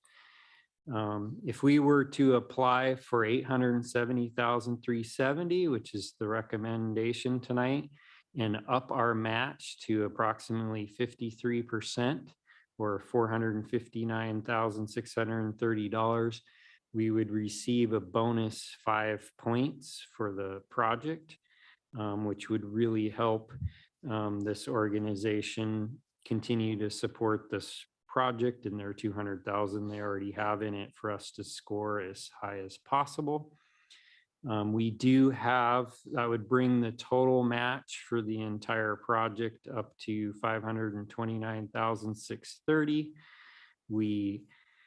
With the passing of the FY24 budget, we have $804,000 in general funds, so we will have enough available to match up with that. If we do get the U.S. transportation funding, they will be able to work with us and adjust this grant down to whatever the shortfall is at the time of award. So it gives us a lot of flexibility there to maximize our grant funding on this project and reduce the general fund obligation as much as possible, which has been our goal. And I provided a detailed sort of budget breakdown of all the moving pieces there in the memo, if you have any questions for me. Perfect. Thank you, Michael. If we have questions, we may call you back up. Is there any public comment on resolution 23-21?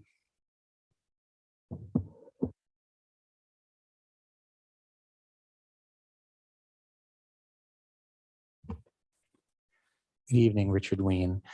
This is for the application for the Alaska Sustainable Salmon Fund, and it's for $870,000 approximately. Thought that was a very nice report by Mr. Harmon.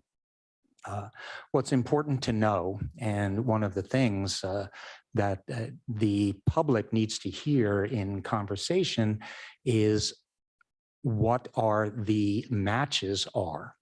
And it's more, for this, the total match would end up being $530K if we got everything we wanted. For this particular one, it would be $459,630. And all of this money has to come from somewhere.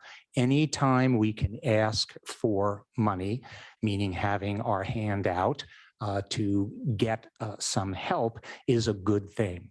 But part of these have strings attached, and the strings are called matches. And if we up the match to 53%, it increases our chances for that. But that represents a financial commitment. And that goes back to the amount of money that we have in the general fund and our financial wherewithal. And this is something that has to be constant in the conversation with the public, because unfortunately, when you hear these funds thrown around, I kind of get I just don't get the feeling that there's much concern about where this money is coming from.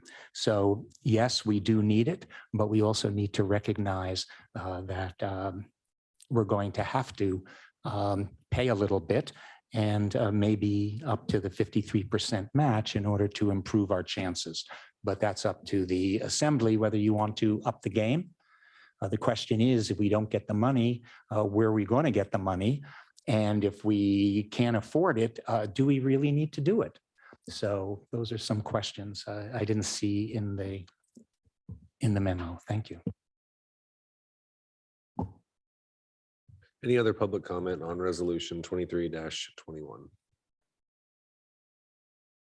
assembly deliberation. Tor? I say it somewhat jokingly, but I think there's been a Wachusett or Peterson Street storm rehab on at least once or twice a year since I've been on the assembly. So, Michael, I'm sure you'd love to put this one to bed, and but also on the other side of that, thank you for your tenacity in staying on top of it. You've identified an issue. Salmon are obviously important to Southeast Alaska, and we continue to charge forward. Just hopefully we get the funding now, and you can move on to bigger other things. There may not be better things, but other things. So, Chris? Yeah, I think anytime we can get some help with repairing and maintaining our infrastructure, and then a little side bonus of stream rehabilitation and all that, I think it's all a great thing. And from what I hear of this culvert, whether we get this funding or not, the repairs need to happen. So going out and trying to find other funds to assist in these repairs, I think is always a great thing. So yeah.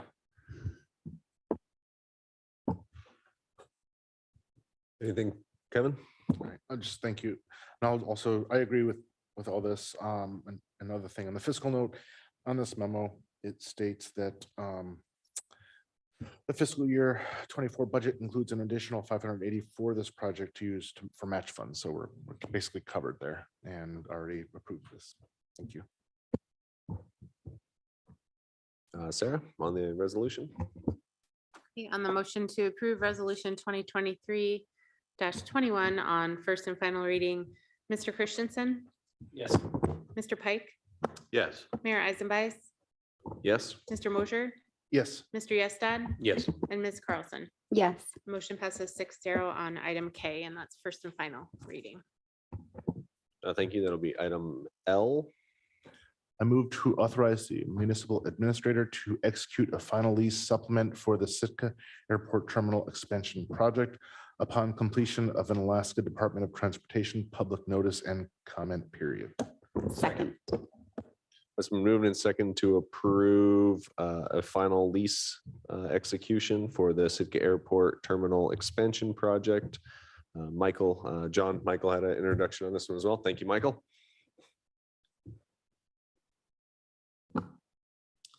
So the Sitka Airport Terminal Project expansion is moving forward. One key piece we need to accomplish is securing the property for the expanded area, not only for the permanent footprint expansion of the terminal, but for construction and construction staging. As it turns out, there's a lot 5 directly adjacent to the existing terminal building that's depicted in the attached drawings that fits just what we need to accomplish both of these objectives. The quickest and simplest way to execute this is to supplement our current lease and get it added to that right away, so we are eligible for the federal funding we're pursuing. This original lease was executed in 1997 and expires June 30th, 2024. Lot 3A that the terminal currently sits on is approximately 64,445 square feet. The original lease does include preferences for airport operations to meet FAA rules and guidelines. This will be updated with the lease renewal coming up next year that we've been working with the Department of Transportation on over the last few years leading up to that, and we'll continue to work on that.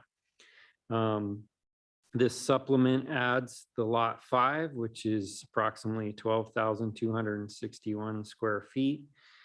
The supplement does not, however, extend the lease period or change any of the conditions in that. So coming up here for the renewal, we'll need to readdress all of that in the renewal lease to include what we need out of this lot 5 for the permanent configuration.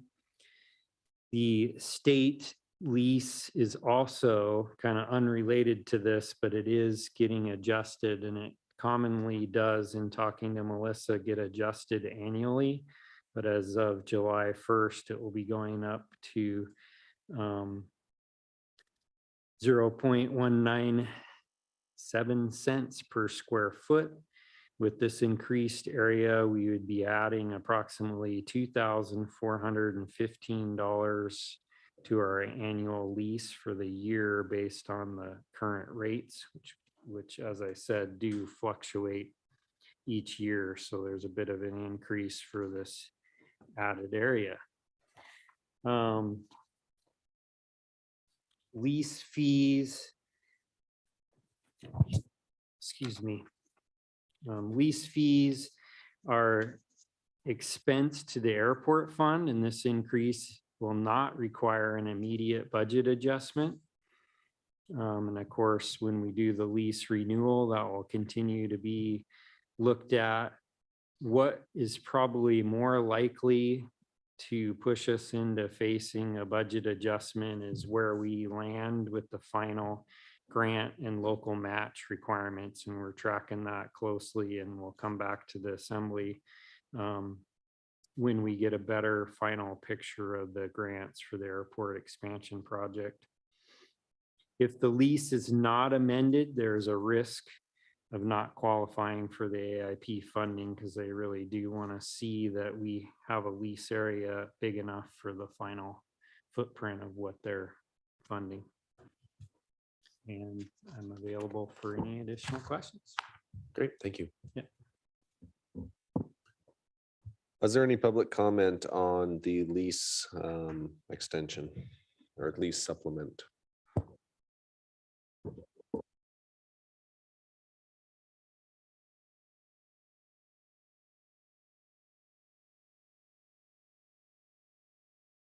Good evening, Richard Ween. This has to do with executing the final lease supplement for the Sitka Airport terminal expansion project. And most specifically, the project is nearing 100% design and will add Lot 5, which will be used for additional space needed for staging, as Mr. Harmon had mentioned. I think clearly, if you want to proceed with this project, I think it certainly needs to be done 100%. But in thinking back over the design and everything, boy, is this overbuilt. And if there's any change in the economy, I guess we could lease the large space out for weddings and bar mitzvahs. But that's the good news. Here are some interesting things on the lease, and I know a lot of citizens don't read this stuff, but it says that additional requirements in the lease renewal are not yet fully developed, but our current understanding is that we will include more detailed tracking of our sublease commissions, increased security and staffing, potentially managing all airport parking. Airport parking will likely be required to be charged parking fees at rates set by the DOT.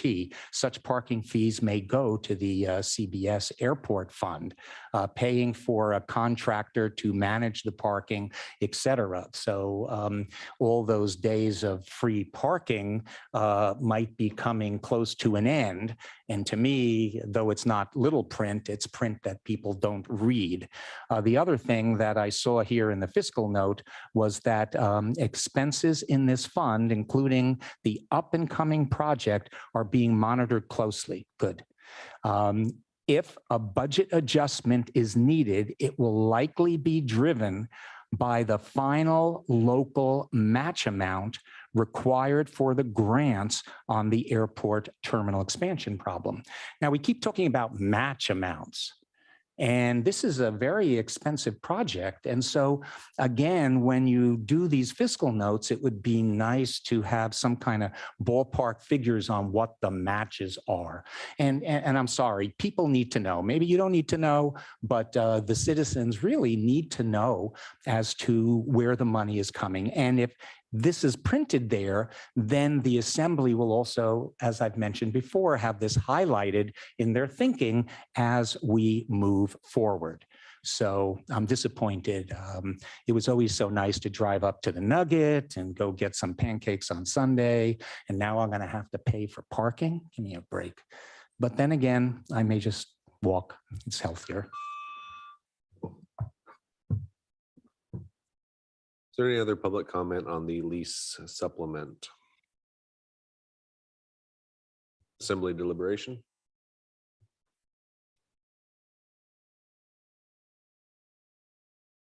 Sarah? All right, on the motion to approve the lease, what are we calling it here? The lease, final lease supplement for the Sitka Airport Terminal Expansion Project. Mr. Pike, Yes. Mr. Mosier, Yes. Mayor Eisenbeiß, Yes. Ms. Carlson, Yes. Mr. Christensen, Yes. and Mr. Yestad. Yes. Okay, the motion passes 6-0 on item L. I'll bring us to item M. Tonight, item M is a discussion direction decision on assigning assembly member to the Baranoff Elementary School Renaming Committee. The superintendent, the school board through the superintendent has requested a City of Sitka representative on their renaming board. So it's up to the assembly tonight to determine if we want a City of Sitka representative to sit on this naming board. And if so, who? So that is what we're here to talk about tonight. I don't know if anyone wants to start out that discussion. Crystal's not here. Tor? Crystal's not here. Correct. So if you're not here, you get voluntold. I'm kidding. I'm sorry.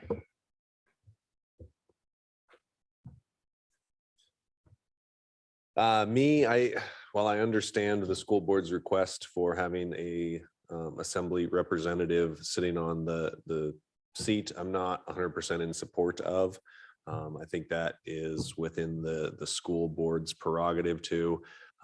I also understand that last time they tried to rename Baranoff School is not exactly an easy task. So I want any assembly member to understand that it's probably not going to be easy going forward.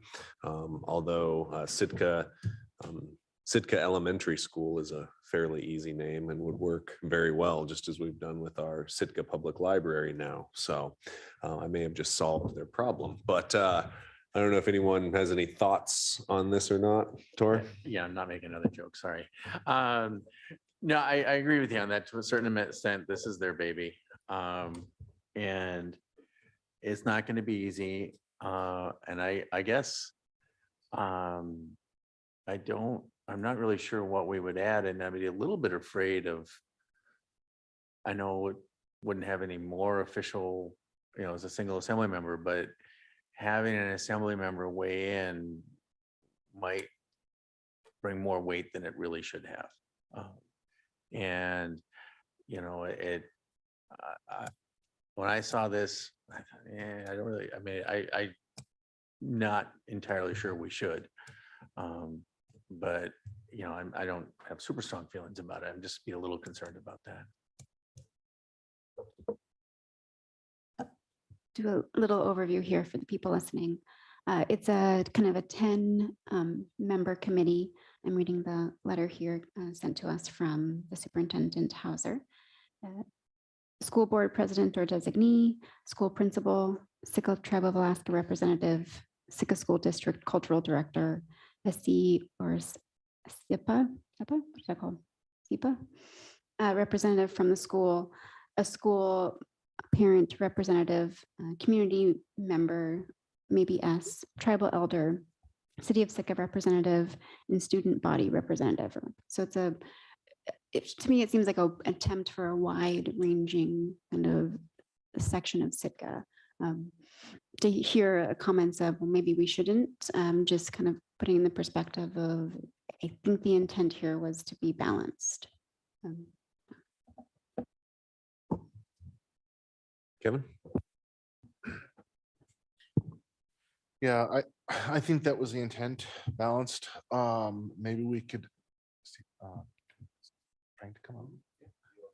Okay, Mr. Hauser, would you like to come up and Basically, what I wanted to ask you is, you could just let the assembly know the school board's reasoning for asking us to have a representative for this. Oh, thank you. Frank Hauser, Superintendent, Sitka School District.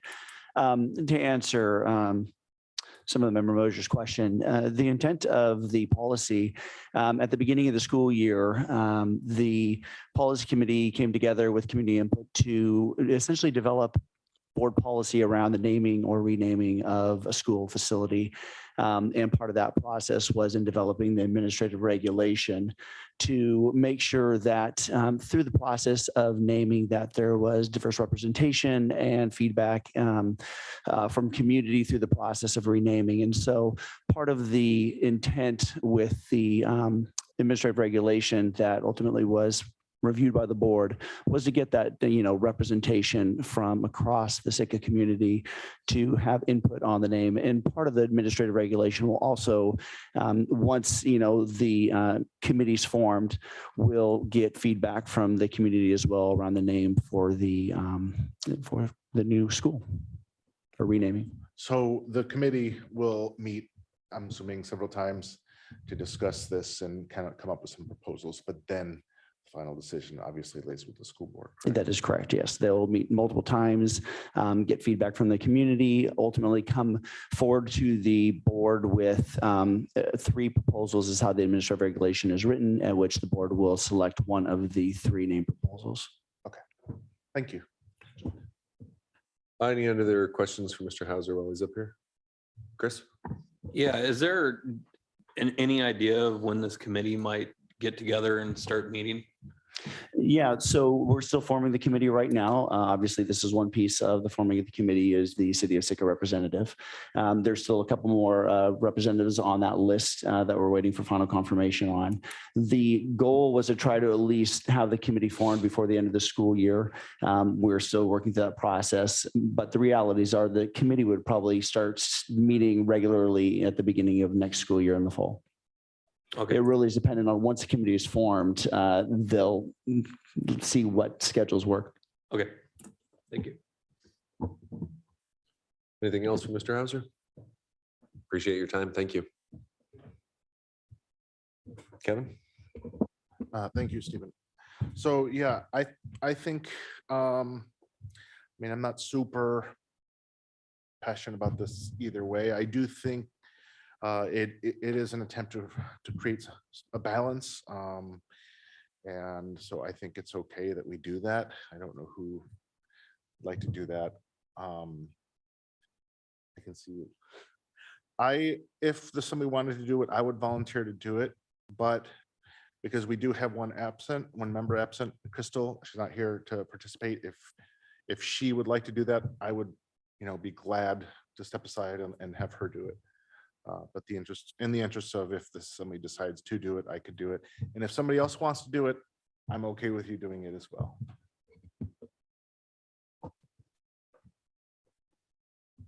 Tim?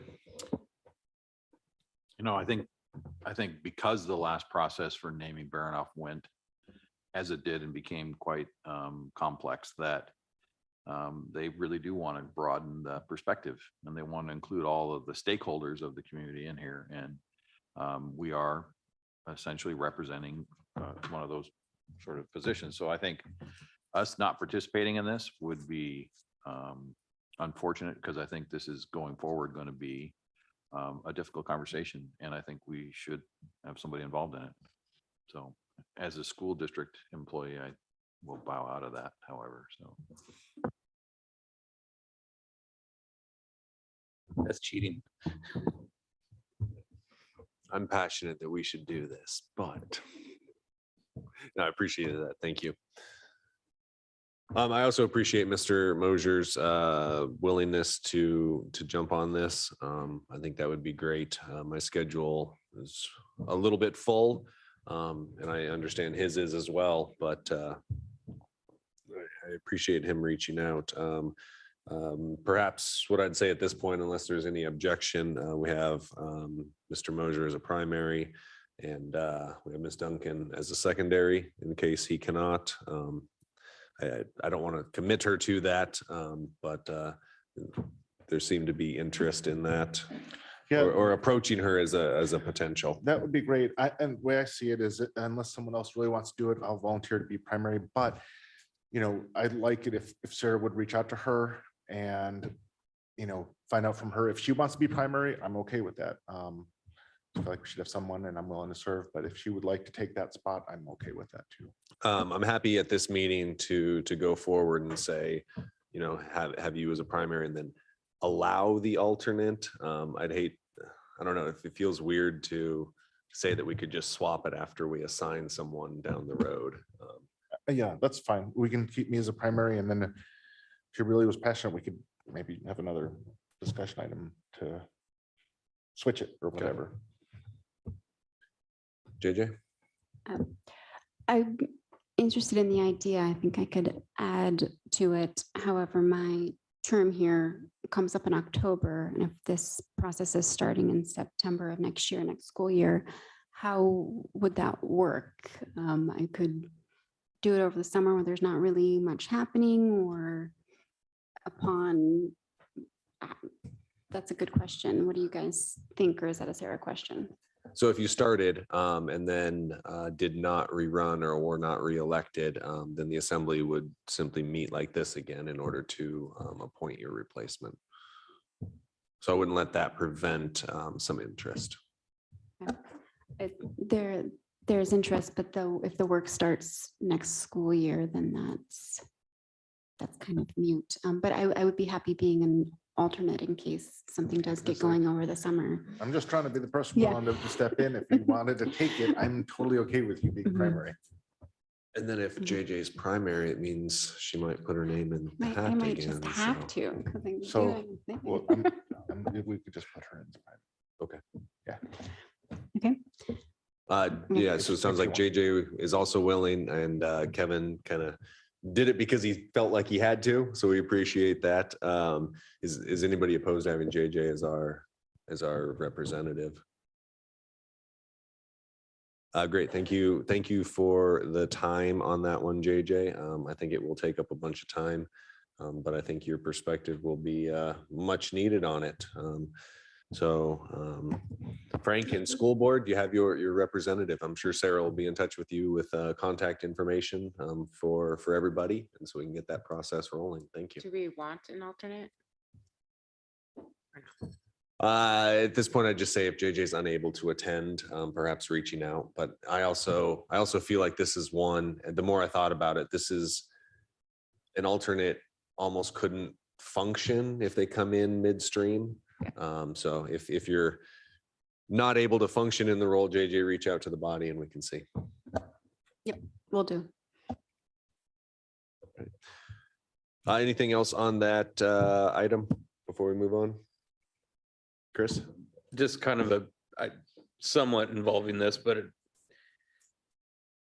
this seat being a city representative, how do you represent for the city and not as yourself? I mean, I honestly thought about throwing my name in the hat, but I feared I'd be more representing myself than this body or the city.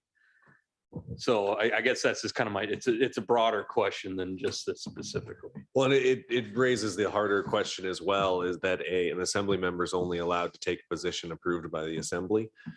So I think that the representative can give community feelings, but this body, we represent multiple different facets of the community. And so it'll either be coming through email to the member, or the member is going to have kind of their group of people giving them some thoughts and guidelines on that. I have sat on things like this, for the strategic plan of the school district, and I found it fairly easy to be impartial and just imparting knowledge learned from the assembly. But I think it'll be very important not to take any stance or position that hasn't been approved by the assembly. I don't know if that answers your question. No, that thoroughly does, or- that okay. helped. And yeah, I was reluctant to throw my name out there just because I was worried I might put too much of my individual feelings into it rather than this body. So Yeah, which is super healthy. So I appreciate that from you as well. Yeah, it's like a liaison. Not exactly, but. So do you want to do it, Chris?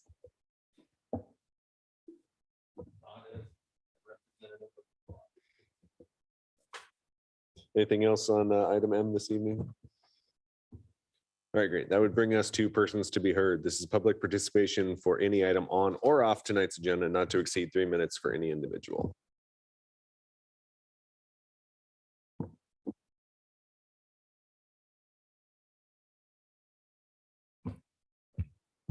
Good evening. My name is Richard Ween.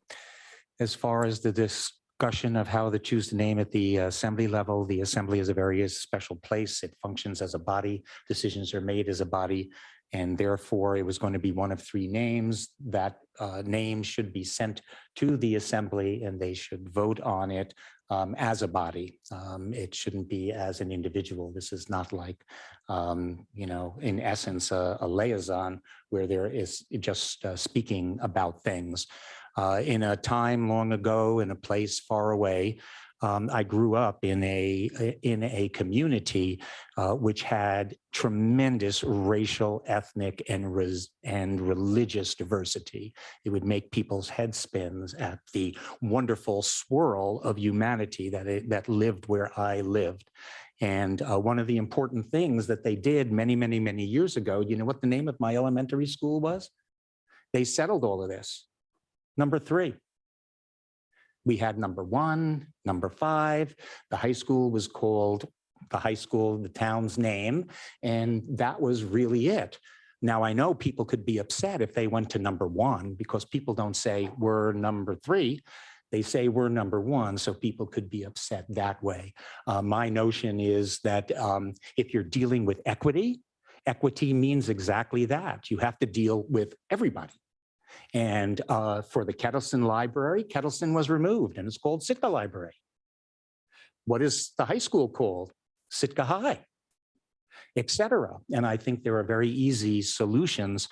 If you wanted to, maybe you can call it Lithium Elementary, because that would be something appropriate for today, or use some subatomic particle like Proton Elementary. I think that those kind of things work, and they do not have any, they don't come with a lot of baggage. I do have to tell you that Wilhelm Wien was the discoverer of the proton. So if you name it Proton Elementary, you might in some way naming it after a relative of mine.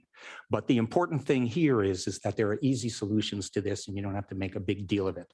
An important thing to note that I will bring up is that it was an article recently that was written, and it's important to bring it up, and that is Stedman, our senator, mentioned that there's $5 million for the asked for the electrification of the cruise ship dock. Now, the question is, whose dock is the state money coming from? And I think this really needs to be explained as to why instead of that money paying for our electrical, meaning going to Green Lake funding, it's going to be used to give electric to the cruise ship, which is a private entity, I find particularly not appropriate. More info. Anyone else under persons to be heard? Anything on or off tonight's agenda? Please.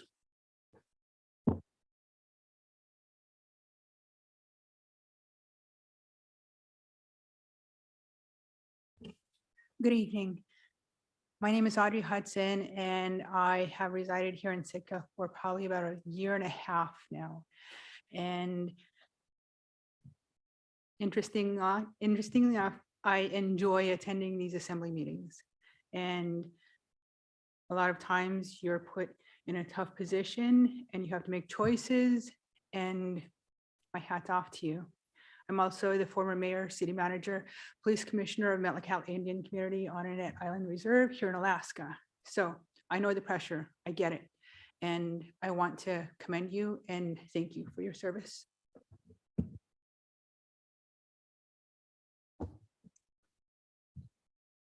Anyone else under persons to be heard? Seeing none, that would bring us to reports. Unfortunately, I do not have a fishing report for you. I wish I could give you the hot spot, but it's not out there right now. John, do you have a fishing report? I don't have a fishing report, Mayor, but I'd like to say congratulations to Pacific High, Mount Edgecombe High School, and Sitka High class of 2023. College is a challenge, but adulting is harder, and I think they've all been given the tools they need to succeed, and I think they'll continue to work as hard as they did to get through school to take that next step. So congrats to all the graduates. Brian?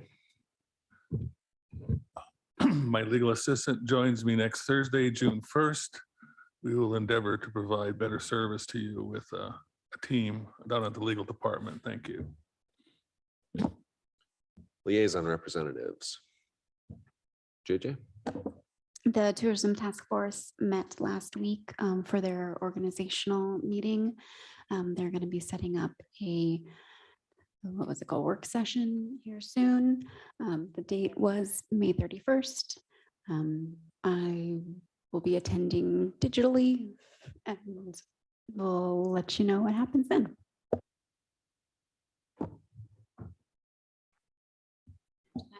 Please. Sorry, they elected their chair and vice chair. Thank you. And the chair and vice chair were? Phyllis Hackett, chair, and Rich McClear, vice chair. Great, thank you. Other liaison representatives? Sarah? Can't forget You're gonna about try to board, skip me. commission, and committee vacancies, right? Yes. Well, first, I'll start with our next meeting is June 13th. Our office is gearing up for the municipal election. Candidate filing is open July 17th through August 4th. We have several seats on both the assembly and school board to fill in the municipal election. And then our vacancy list for boards and commissions, the Animal Hearing Board, Health Needs and Human Services, the Investment Committee, Library Commission, Local Emergency Planning Committee, Parks and Rec, and Tree and Landscape Committee. So lots of opportunity out there for folks. If you're interested, contact our office. Thank you. Are there any other reports this evening? Seeing none, that would bring us to adjournment. All those in favor say aye. Aye. Are there any opposed? Thank you, everyone, for your time this evening. We are adjourned.